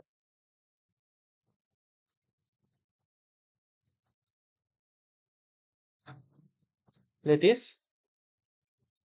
এনথালপি থেকে বেশি হবে। ঠিক আছে? যদি হাইড্রেশন এনথালপি ল্যাটিস এনথালপি থেকে কম হয় তাহলে সেটা কি হবে? পানিতে অদ্রবণীয় হবে। বুঝতে পারছো? এখানে কি বলছে? গরম পানিতে দ্রবণীয় কিন্তু শীতল পানিতে অদ্রবণীয়। কারণ কি? যখন পানিটা গরম হয় তখন হাইড্রেশন এনথালপিটা বাইরে যায়, ল্যাটিস এনথালপিটা কমে যায়। এ কারণে কি সেটা গরম পানিতে দ্রবণীয় কিন্তু হালকা মানে ঠান্ডা পানিতে দ্রবণীয় না। এটা কিন্তু ইম্পর্টেন্ট, খুবই ইম্পর্টেন্ট। শীতল পানিতে অদ্রবণীয়। বুঝতে পারছো? এটা কিন্তু তোমার ইতে আছে, মৌলের পর্যাবৃত্ত ধর্ম রাসায়নিক বন্ধন চ্যাপ্টারে আছে কিন্তু। ঠিক আছে? PbCl2 তোমার গরম পানিতে দ্রবণীয় কিন্তু ঠান্ডা পানিতে দ্রবণীয় না। এটা কিন্তু বইটা আসার মতো প্রশ্ন। ক্লিয়ার? ওকে, তো অ্যান্সার কোনটা হবে? শুধুমাত্র সি নাম্বারটা বা 3 নাম্বারটা আর কি। ওকে, লবণের দ্রাব্যতা গুণফল নির্ণয়ের জন্য কোন ধরনের দ্রবণ উপযোগী? অবশ্যই তোমার সম্পৃক্ত দ্রবণ।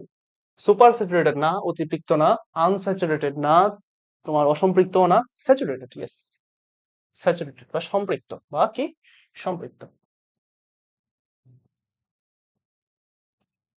সম্পৃক্ত। ওকে, নিচের কোনটি পানিতে দ্রবণীয়? দেখো আমি কি বলছিলাম, silver chloride, silver bromide, silver iodide দ্রবণীয় না, শুধুমাত্র সিলভার ফ্লোরাইড দ্রবণীয়। এটা আসবে। ঠিক আছে?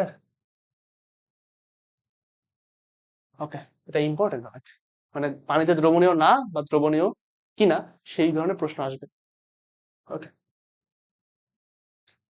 জলীয় দ্রবণের ক্ষেত্রে কোনটি সত্য নয়?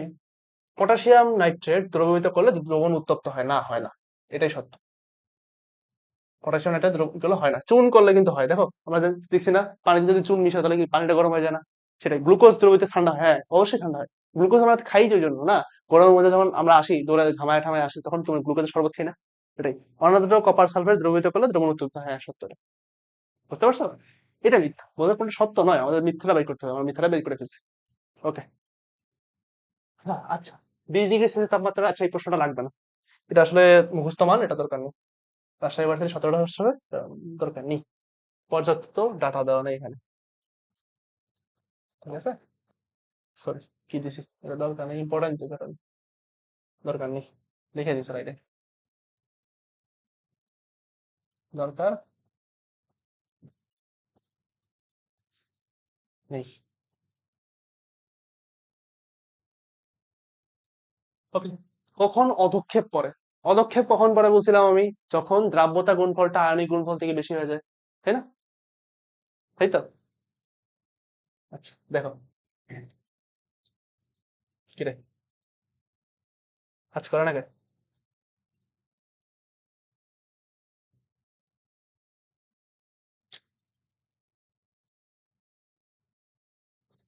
সমস্যা করতেছে।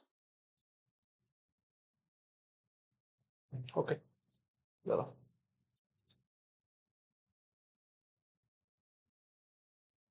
ঠিক আছে আচ্ছা। ওকে, রেডি তো স্যার, হ্যাঁ। দেখো দুইটা জিনিস মনে রাখবা।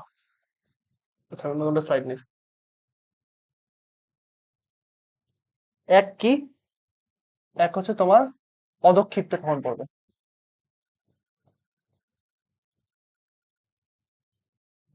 অধঃক্ষিপ্ত, অধঃক্ষিপ্ত একটা জিনিস। অধঃক্ষিপ্তের আরেকটা নাম অতিপৃক্ত। অতিপৃক্ত,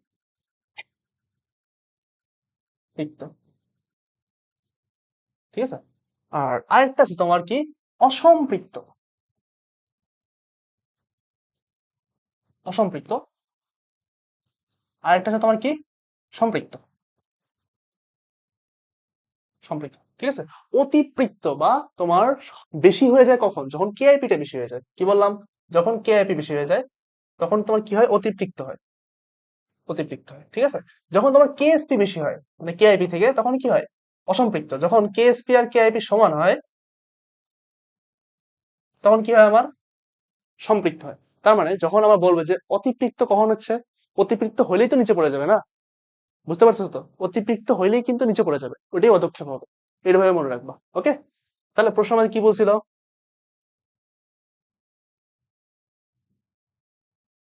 আচ্ছা, সরি এটা না। আচ্ছা, এটা বলছে কখন অধঃক্ষেপ পড়ে। অধঃক্ষেপ পড়তে গেলে কি হইতে হবে, অতিপৃক্ত দ্রবণ হইতে হবে। এখন অতিপৃক্ত দ্রবণ কখন হয়, যখন কেআইপি বেশি হয়। কেআইপি কোথায়, কেআইপি বেশি, এই তো শেষ অ্যান্সার। কেআইপি বেশি তখন। বুঝতে পারছো? যদি বলতো যে অসম্পৃক্ত কখন হয়, তখন তোমার এই এক নাম্বার হইতো, তখন দ্রাব্যতা গুণফলটা বা কেএসপি টা বেশি হইতো। মনে থাকবে? আচ্ছা, ওকে। দ্রবণে সময়ায়নের প্রভাবে কোন স্বল্প দ্রবণীয় তড়িৎ বিশ্লেষণে কি দ্রাব্যতা কমে? আমি দেখাইছিলাম দ্রাব্যতা কমে যায়। যেমন H2S আর HCl এর মধ্যে কি H2S এর দ্রাব্যতা কমে যায়। হুম। আচ্ছা, কোন যৌগ পানিতে দ্রবণীয় হওয়ার শর্ত কি? ল্যাটিস এনথালপি হাইড্রোজেন এনথালপি থেকে, হাইড্রেশন এনথালপি থেকে কম হবে। হাইড্রেশন এনথালপি ল্যাটিস এনথালপি থেকে বেশি হবে। ইয়েস, এটাই তো। হাইড্রেশন এনথালপিটা বেশি লাগে আমাদের, ওকে, যদি দ্রবণীয় হইতে হয়। আচ্ছা, দ্রবণে আয়নগুলোর ঘনমাত্রার গুণফল। আয়নগুলোর ঘনমাত্রার গুণফল মানে কেআইপি। আয়নগুলোর ঘনমাত্রার গুণফল যদি দ্রাব্যতা গুণফলের সমান হয় তাহলে সম্পৃক্ত, অবশ্যই। দ্রাব্যতা গুণফলের কম হয় তাহলে অতিপৃক্ত। দ্রাব্যতা গুণফলের কম হয়, wait, না না না, দেখো কেআইপি, কেআইপি যদি কেএসপি থেকে কম হয় তাহলে সেটা কি তোমার অতিপৃক্ত হয় না, সেটা কি হয়, অসম্পৃক্ত হয়। অসম্পৃক্ত হয়। দ্রাব্যতা গুণফলের বেশি হয়, যদি বেশি হয় তাহলে কি হবে, অতিপৃক্ত হবে বা অধঃক্ষিপ্ত হবে। বেশি হলে কি হবে, অতিপৃক্ত বা অধঃক্ষিপ্ত। অধঃক্ষিপ্ত, ঠিক আছে। বেশি হলে অধঃক্ষিপ্ত, হ্যাঁ। এক আর তিন। হ্যাঁ, এক আর তিন, এক আর তিন কোথায়, দুই নাম্বারটা। বুঝতে পারছো? এক আর তিন হবে, ওকে। আচ্ছা, হ্যাঁ, M2X3 লবণের দ্রাব্যতা দেওয়া আছে, কেএসপি কত। আচ্ছা, M2X3 দেখো, M2 দেওয়া আছে, X3 দেওয়া আছে, এটা আমি কিভাবে লিখতে পারি?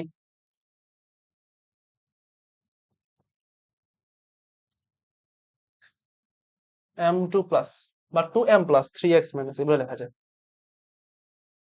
2M plus plus 3X minus, ওকে। আচ্ছা, এটা যদি আমি তোমার কেএসপি বের করি তাহলে দেখো, এটা যদি S হয় এটা কি হবে, 2S। এটা কি হবে, 3S। তাহলে দেখো যদি বের করি কেএসপি, কেএসপি যদি বের করি কি হবে, 2S square into 3S cube. এটা আমরা শিখছি না, যে তোমার যে সংখ্যাটা থাকবে মানে মূল সংখ্যাটা থাকবে সেটা পাওয়ার আগে চলে যাবে। ওকে, এটা কি হবে, 4S স্কোয়ার। 4S স্কোয়ার, এটা হবে কি, 27S কিউব, ওকে। 4 কত, 108 S⁻5। যখন দেখো এস আর এস দুটো সংখ্যা, দুটো যখন গুণাকারে থাকে তখন তার পাওয়ারটা কি হয়, যোগ হয়ে যায়। যেমন আমি যদি এইভাবে লিখি দেখো, এক্স কিউব গুণ X⁻x স্কোয়ার, তাহলে দেখো এই পাওয়ারটা কি হয়ে যাবে, যোগ হয়ে যাবে। 3 প্লাস 2 কত হবে, X⁻5, ঠিক আছে। আর যদি ভাগ হইতো, মানে X cube divide by X square, তাহলে কি হইতো, পাওয়ারটা বিয়োগ হয়ে যেত। X3 - 2 X, X⁻1 আর কি, শুধু শুধু শুধু এক্স লেখা যায় এটাকে, ওকে। আচ্ছা, এখন আমি চাইছি কি, কেএসপি কত হবে। এখন এস, এস এর মান দেওয়া আছে আমার, এটা এস দ্রাব্যতা দিয়ে দিছে। তাহলে আমি দেখি 108 ইন্টু S⁻5 কত, 1.1 ইন্টু 10 ইনভার্স 2 টু দি পাওয়ার 5। ও বাবা, এটা নিজেরা করবা, এটা মনে হয় ক্যালকুলেটর ইউজ করা যেত তখন, বুঝছো? ক্যালকুলেটর বের করে করা করা যাবে, এই প্রশ্ন আসবে না। বেশি জটিল ক্যালকুলেশন। ওকে, আচ্ছা টাইপ 8 আয়ন শনাক্তকরণ।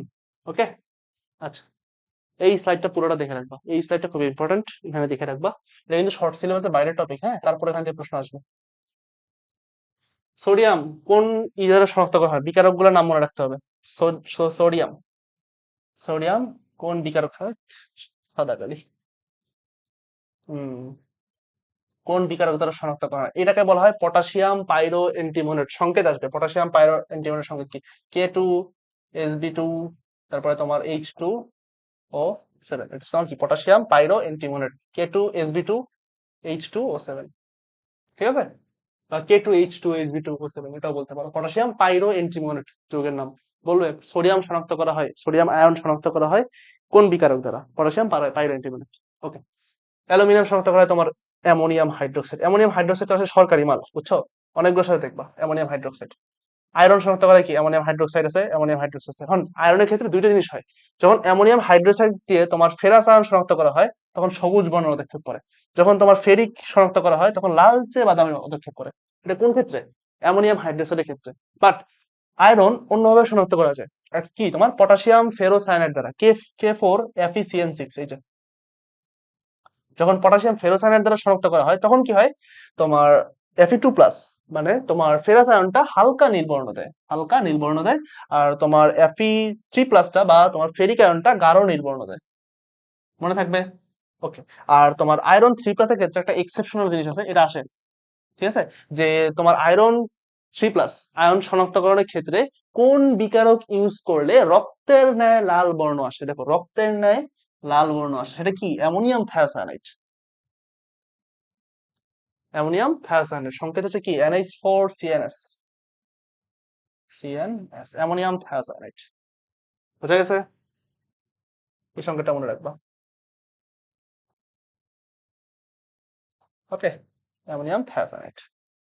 আচ্ছা, তারপর কপার, সেম অ্যামোনিয়াম হাইড্রোক্সাইড। আচ্ছা, ওকে, অ্যামোনিয়াম, অ্যামোনিয়াম আয়ন সবচেয়ে ইম্পর্টেন্ট, এটা অ্যামোনিয়াম আয়নটা, এই বিকারকটার নাম হচ্ছে নেসলার বিকারক।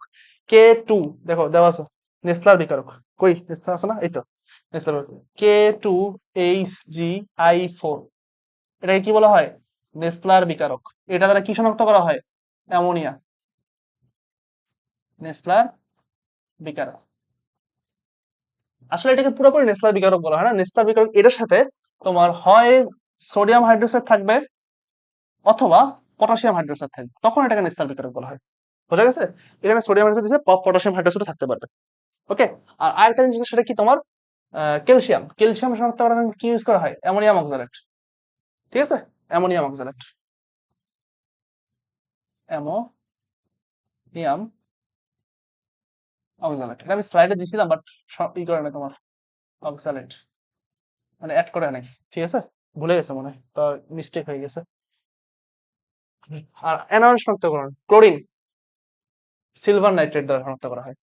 ওকে, যেই শনাক্ত করা হয় মানে তোমার যে সিলভার ইটা আছে, সিলভার ক্লোরাইড, এটা কি পদক্ষেপ দেয়, সাদা বর্ণের পদক্ষেপ দেয়। ওকে, সেই যে তোমার সিলভার ইটা ক্লোরাইডটা আছে সেটা কি, তোমার অ্যামোনিয়াম হাইড্রোক্সাইডের দ্রবণীয়। ওকে, ডাইএমিন সিলভার ক্লোরাইড উৎপন্ন করে, এটা কিন্তু প্রশ্ন আসে অনেক সময়, যে তোমার সিলভার ক্লোরাইড অ্যামোনিয়াম হাইড্রোক্সাইডের সাথে যুক্ত হয়ে বা বিক্রিয়া করে কোনটি উৎপন্ন করে, এটা কি, ডাইএমিন সিলভার ক্লোরাইড। ডাইএমিন কেন, NH3 কিন্তু দুইটা আছে, এই জন্য ডাইএমিন বলা হয়। ওকে, আচ্ছা, তারপরে তোমার এই দুটো ইম্পর্টেন্ট অনেক, এই দুটো থেকে যে কত কোশ্চেন আসবে হিসাব ছাড়া, কার্বনেট আর সালফেট, এই দুটো শনাক্ত করা হয় কি দ্বারা, বেরিয়াম নাইট্রেট দ্বারা, বেরিয়াম নাইট্রেট দ্বারা শনাক্ত করা হয়। ঠিক আছে, এখন বেরিয়াম নাইট্রেট দ্বারা শনাক্ত করা হয় অবশ্যই, এটা বেরিয়াম কার্বনেটের সাদা আক্ষেপ দেয়, এটা বেরিয়াম সালফেটের সাদা আক্ষেপ দেয়। এখন আমাদের তো কি করা লাগবে, যে দুইটা যদি সাদা আক্ষেপ দেয়, দেখো এটাও সাদা এটাও সাদা, তাহলে আমরা কিভাবে চিনবো, এই দুটাকে কি করা হয়, HCl এ দেওয়া হয়। HCl এ যখন দেয় তখন বেরিয়াম কার্বনেটটা HCl এ দ্রবীভূত হয়, তোমার বেরিয়াম সালফেটটা HCl এ দ্রবীভূত হয় না, এই পার্থক্য। কি বললাম, তোমার এই দেখো সাদা পদক্ষেপ তৈরি হয় যা HCl এ অদ্রবণীয়, সাদা পদক্ষেপ তৈরি হয় যা HCl এ দ্রবণীয় ও কার্বন ডাই অক্সাইড গ্যাস উৎপন্ন করে, মানে কি বুদবুদ তৈরি করে, দেখে রাখো, বুদবুদ তৈরি করে। বুদবুদ তৈরি করে। ওকে, এইগুলো তোমার একটা লাগবে না, বর্ণগুলো একটু দেখে রেখো, ঠিক আছে? কোন কোন বর্ণ কোনগুলো লাগে, ক্যালসিয়াম কার্বনের সাদা, বেরিয়াম কার্বনের সাদা, ঠিক আছে? এই বর্ণগুলো একটু লাগে, দেখে রেখো। আচ্ছা, অ্যামোনিয়াম অক্সালেট দ্বারা কোন ক্যাটায়নে নিশ্চিত করা যায়? ক্যালসিয়াম। একটু আগে বললাম অ্যামোনিয়াম অক্সালেট দ্বারা কি, ক্যালসিয়াম, ঠিক আছে? ওকে। হ্যাঁ, বেরিয়াম সালফেটের বর্ণ কি, কেবল বললাম সাদা। এটা শনাক্ত করার জন্য কি করা হয়, পরে HCl এ ডুবানো হয়, বললাম না? ওকে।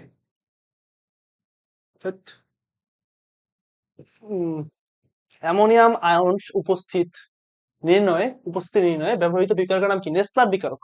K4, না না এটা না, পটাশিয়াম ফেরোসাইড না, সোডিয়াম হাইড্রোক্সাইড না, এই তো সোডিয়াম হাইড্রোক্সাইড আর তোমার K2HgI4, তাহলে এটা পটাশিয়াম হাইড্রোক্সাইড থাকতে পারতো, ঠিক আছে? সমস্যা না কোনো এটা। ওকে।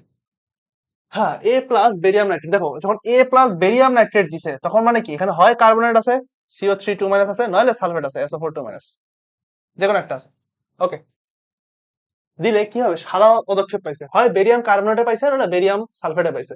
এই যৌগটি কার্বনেট হবে, দেখো কার্বনেট হবে, মানে আমাদের বলছে যে কার্বনেট যৌগ হবে যদি সাদা পদক্ষেপ এই সেলে দ্রবীভূত হয় না, না বাদ, এটা বাদ, 2 আর 3 অ্যান্সার। দেখো বাদ বাকিগুলো তো বাদই, কারণ দ্রবণীয় না হলে এটা সালফেট। এখানে বলছে কার্বনেট হইতে হবে যদি তোমার এই সেলে দ্রবীভূত হয়, বুদবুদ তৈরি করে। কিসের বুদবুদ তৈরি করবে? কার্বন ডাই অক্সাইডের, বুঝতে পারছো? এটা বললাম আমি যে বুদবুদ তৈরি করে। ওকে, 2 আর 3 হবে অ্যান্সার। নেসলার দ্রবণ দ্বারা কোন ক্যাটায়ন শনাক্ত করা যায়? অ্যামোনিয়া, অ্যামোনিয়াম, ঠিক আছে? এটা কিন্তু ইম্পর্টেন্ট, আগে একবার দেখলাম, এখন একবার দেখলাম। কপার 2+ শনাক্তকরণে কোনটি ব্যবহৃত হয়? অ্যামোনিয়াম হাইড্রোক্সাইড, বাদ। আচ্ছা, কপার 2+ আয়নের অধিক অ্যামোনিয়াম হাইড্রোক্সাইড দ্রবণ যোগ করলে কোন বর্ণ সৃষ্টি হবে? দেখো কপার 2+ আমরা অ্যামোনিয়াম হাইড্রোক্সাইড দিচ্ছি, সম্ভবত গাঢ় নীল, যদি ভুল না করি। দেখো কপার 2+ আছে এখানে, হ্যাঁ, যদি আমরা অ্যামোনিয়াম হাইড্রোক্সাইড দিই তাহলে কোন বর্ণ হয়? গাঢ় নীল বর্ণ পদক্ষেপ সৃষ্টি হয়, বুঝতে পারছো? গাঢ় নীল ধরবেন বর্ণের পদক্ষেপ সৃষ্টি হয় কোথায়? এটা নাকি, না এটা না, এটা, হ্যাঁ গাঢ় নীল। ওকে। কোন একটি দ্রবণে বেরিয়াম ক্লোরাইড দ্রবণ যুক্ত করা হলো, সাদা পদক্ষেপ করছে যা এই সিএল এ দ্রবীভূত হলো না। দেখো বেরিয়াম কার্বনেটও হইতে পারে, সরি বেরিয়াম নাইট্রেটও হইতে পারে, বেরিয়াম ক্লোরাইডও হইতে পারে। ওকে, আমরা কিন্তু এক্সপেরিমেন্ট যখন করি ল্যাবরেটরিতে তখন ওখানে তোমার ই দেওয়া হয়েছে, বেরিয়াম ক্লোরাইড দেওয়া হয়েছিল আমাদের। ওকে, আমাদের কেমিস্ট্রি করছিল তো ওখানে বেরিয়াম ক্লোরাইড দেওয়া হয়েছে। আচ্ছা, এই সিএল এ দ্রবীভূত হলো না, দ্রবীভূত হয় নাই মানে কি, SO4 2- আছে, তাহলে কি বলছে, আবার লবণটি, ওই লবণটা কি হয়েছে তোমার, শিক্ষা পরীক্ষায় সোনালী হলুদ বর্ণ দিছে। শিক্ষা পরীক্ষায় সোনালী হলুদ কে দেয়? সোডিয়াম+। দেখো সোডিয়াম+ও আছে, সালফেটও আছে, তাহলে যৌগটা কি হবে? Sodium sulphate, Na2SO4, sodium sulphate. বুঝতে পারছো সম্ভব লবণটা কি? সোডিয়াম সালফেট লবণ। এটা কোথায় আসছে বলতে পারবো? আমি দেখি নাই, কিন্তু ঢাকা ভার্সিটি আসছে মনে হয়, ঢাকা ভার্সিটি আসছে। ট্রিকি কোশ্চেন, তো ট্রিকি কোশ্চেন দেখলে মনে হয় যে ঢাকা ভার্সিটি আসছে। আচ্ছা, একটি টেস্ট টিউবে 1 থেকে 2 ml প্রস্তুতকৃত লবণের দ্রবণ নিয়ে কয়েক ফোঁটা বেরিয়াম নাইট্রেট, আবার বেরিয়াম নাইট্রেট আসছে, দেওয়া হলো, এতে সাদা পদক্ষেপ পড়লো যার লঘু এই ছিল অদ্রবণীয়, মানে কি সালফেট, বেরিয়াম সালফেট আছে, ওই সালফেট বাদ। নিচের কোন পদার্থটি সালফিউরিক অ্যাসিড ও নাইট্রিক অ্যাসিডের মধ্যে পার্থক্য করতে ব্যবহৃত হয়? সালফিউরিক অ্যাসিড আর নাইট্রিক অ্যাসিড, বেরিয়াম কার্বনেট কই, বেরিয়াম নাইট্রেট, এই তো বেরিয়াম নাইট্রেট সালফেট, এটা দিয়ে আমরা সালফেট পরীক্ষা করতে পারবো, ওখান থেকে কিন্তু পার্থক্য হয়ে যাবে। ওকে, কোন যৌগের ক্ষারীয় দ্রবণের নিস্তার দ্রবণ বলে? কোন যৌগের? K2HgI4, এটা ক্ষারীয় দ্রবণকে নিস্তার দ্রবণ বলে। ওকে, বেরিয়াম নাইট্রেট দ্রবণ দ্বারা কোন আয়ন শনাক্ত করা যায়? কার্বনেট আর sulphate, S O carbonate, CO3 2- SO4 2-, দেখো এটা কি এগ্রিকালচার, আচ্ছা CO3 2- SO4 2- হতে হবে কিন্তু, ঠিক আছে, কিন্তু কার্বনেট সালফেট। ওকে, নিচের কোন আয়নটির জলীয় দ্রবণ বর্ণহীন? জিঙ্ক, জিঙ্কের জলীয় দ্রবণ সাদা, বর্ণহীন বা সাদা, ঠিক আছে। ওকে, এস শনাক্ত মানে, আচ্ছা আচ্ছা সরি, সালফাইড শনাক্ত, আচ্ছা সালফার শনাক্ত মানে মূল দ্রবণের সাথে নিচে কোনটি যুক্ত করা হয়, সেটা হচ্ছে তোমার লেড এসিটেট। এটার নাম কি? Lead acetate, lead acetate. আচ্ছা, লেড এসিটেট, ওকে।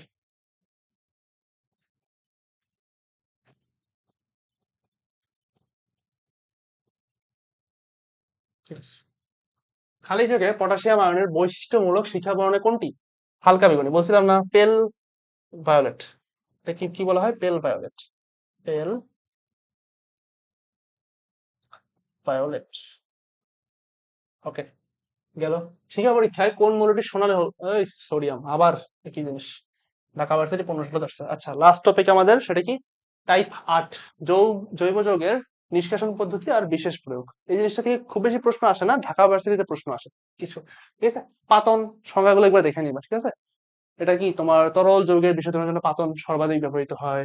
আংশিক পাতন আছে কি? কাছাকাছি স্ফুটনাঙ্কের বিশিষ্ট, তোমার তাপমাত্রা যদি পার্থক্য 40 ডিগ্রি থেকে বেশি হয়, 40 ডিগ্রি সেলসিয়াস থেকে যদি বেশি হয়, তাহলে কি ব্যবহৃত হয়? তোমার পাতন ব্যবহৃত হয়। আর যদি 40 ডিগ্রি থেকে কম হয়, তখন কি হয়? আংশিক পাতন বা তোমার ফ্র্যাকশনাল ডিস্টিলেশন।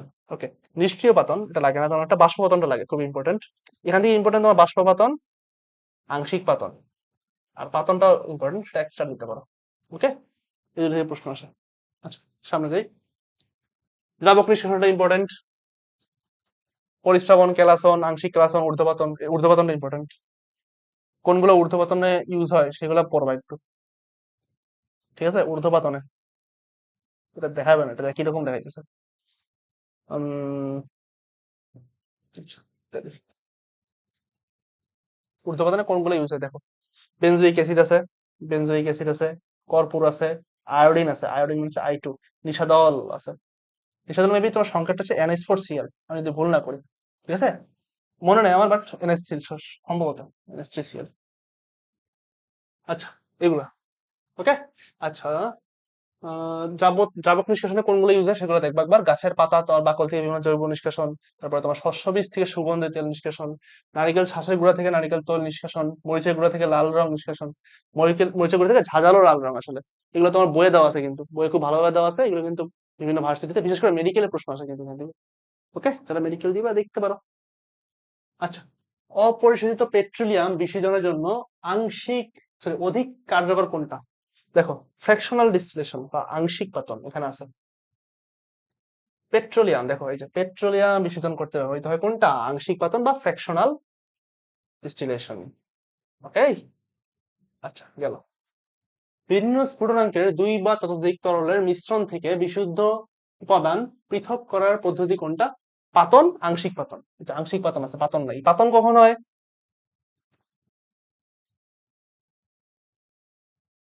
পাতন কখন হয়? পাতন পাতন তখনই হয় যখন তোমার কি হয়, 40 ডিগ্রি, মানে দুইটার স্ফুটনাঙ্কের পার্থক্য 40 ডিগ্রি থেকে বেশি হয়। আর আংশিক পাতন কখন হয়? আংশিক পাতন যখন তোমার যে দুইটা আছে তার স্ফুটনাঙ্কের পার্থক্য 40 ডিগ্রি থেকে সেলসিয়াস থেকে কম হয়। ঠিক আছে, পাতন থাকলে পাতন হইতো আনসার, আর পাতন নাই।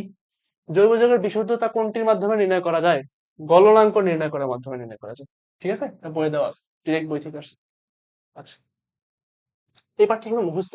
কোনটি ফুলের নির্যাস হতে সুগন্ধি সংগ্রহ করা হয়? এখন দেখো, নির্যাস মানে কি? বাতাসের সাথে সম্পর্ক আছে না, এটা কি স্টিম পাতন বা বাষ্পপাতন? এই তো, বাষ্পপাতন বা স্টিম পাতন। স্টিম পাতন, স্টিম পাতন। ওকে। কোন পদ্ধতিতে শর্করা হতে গাজন প্রক্রিয়ায় তরল থেকে রেকটিফাইড স্পিরিট উৎপাদন করা হয়? এটা মেবি আংশিক পাতন, আমি যদি ভুল না করি। রেকটিফাইড স্পিরিট আংশিক পাতন দ্বারা করা হয়। এই তো, রেকটিফাইড স্পিরিট। ঠিক আছে, আংশিক পাতন হবে।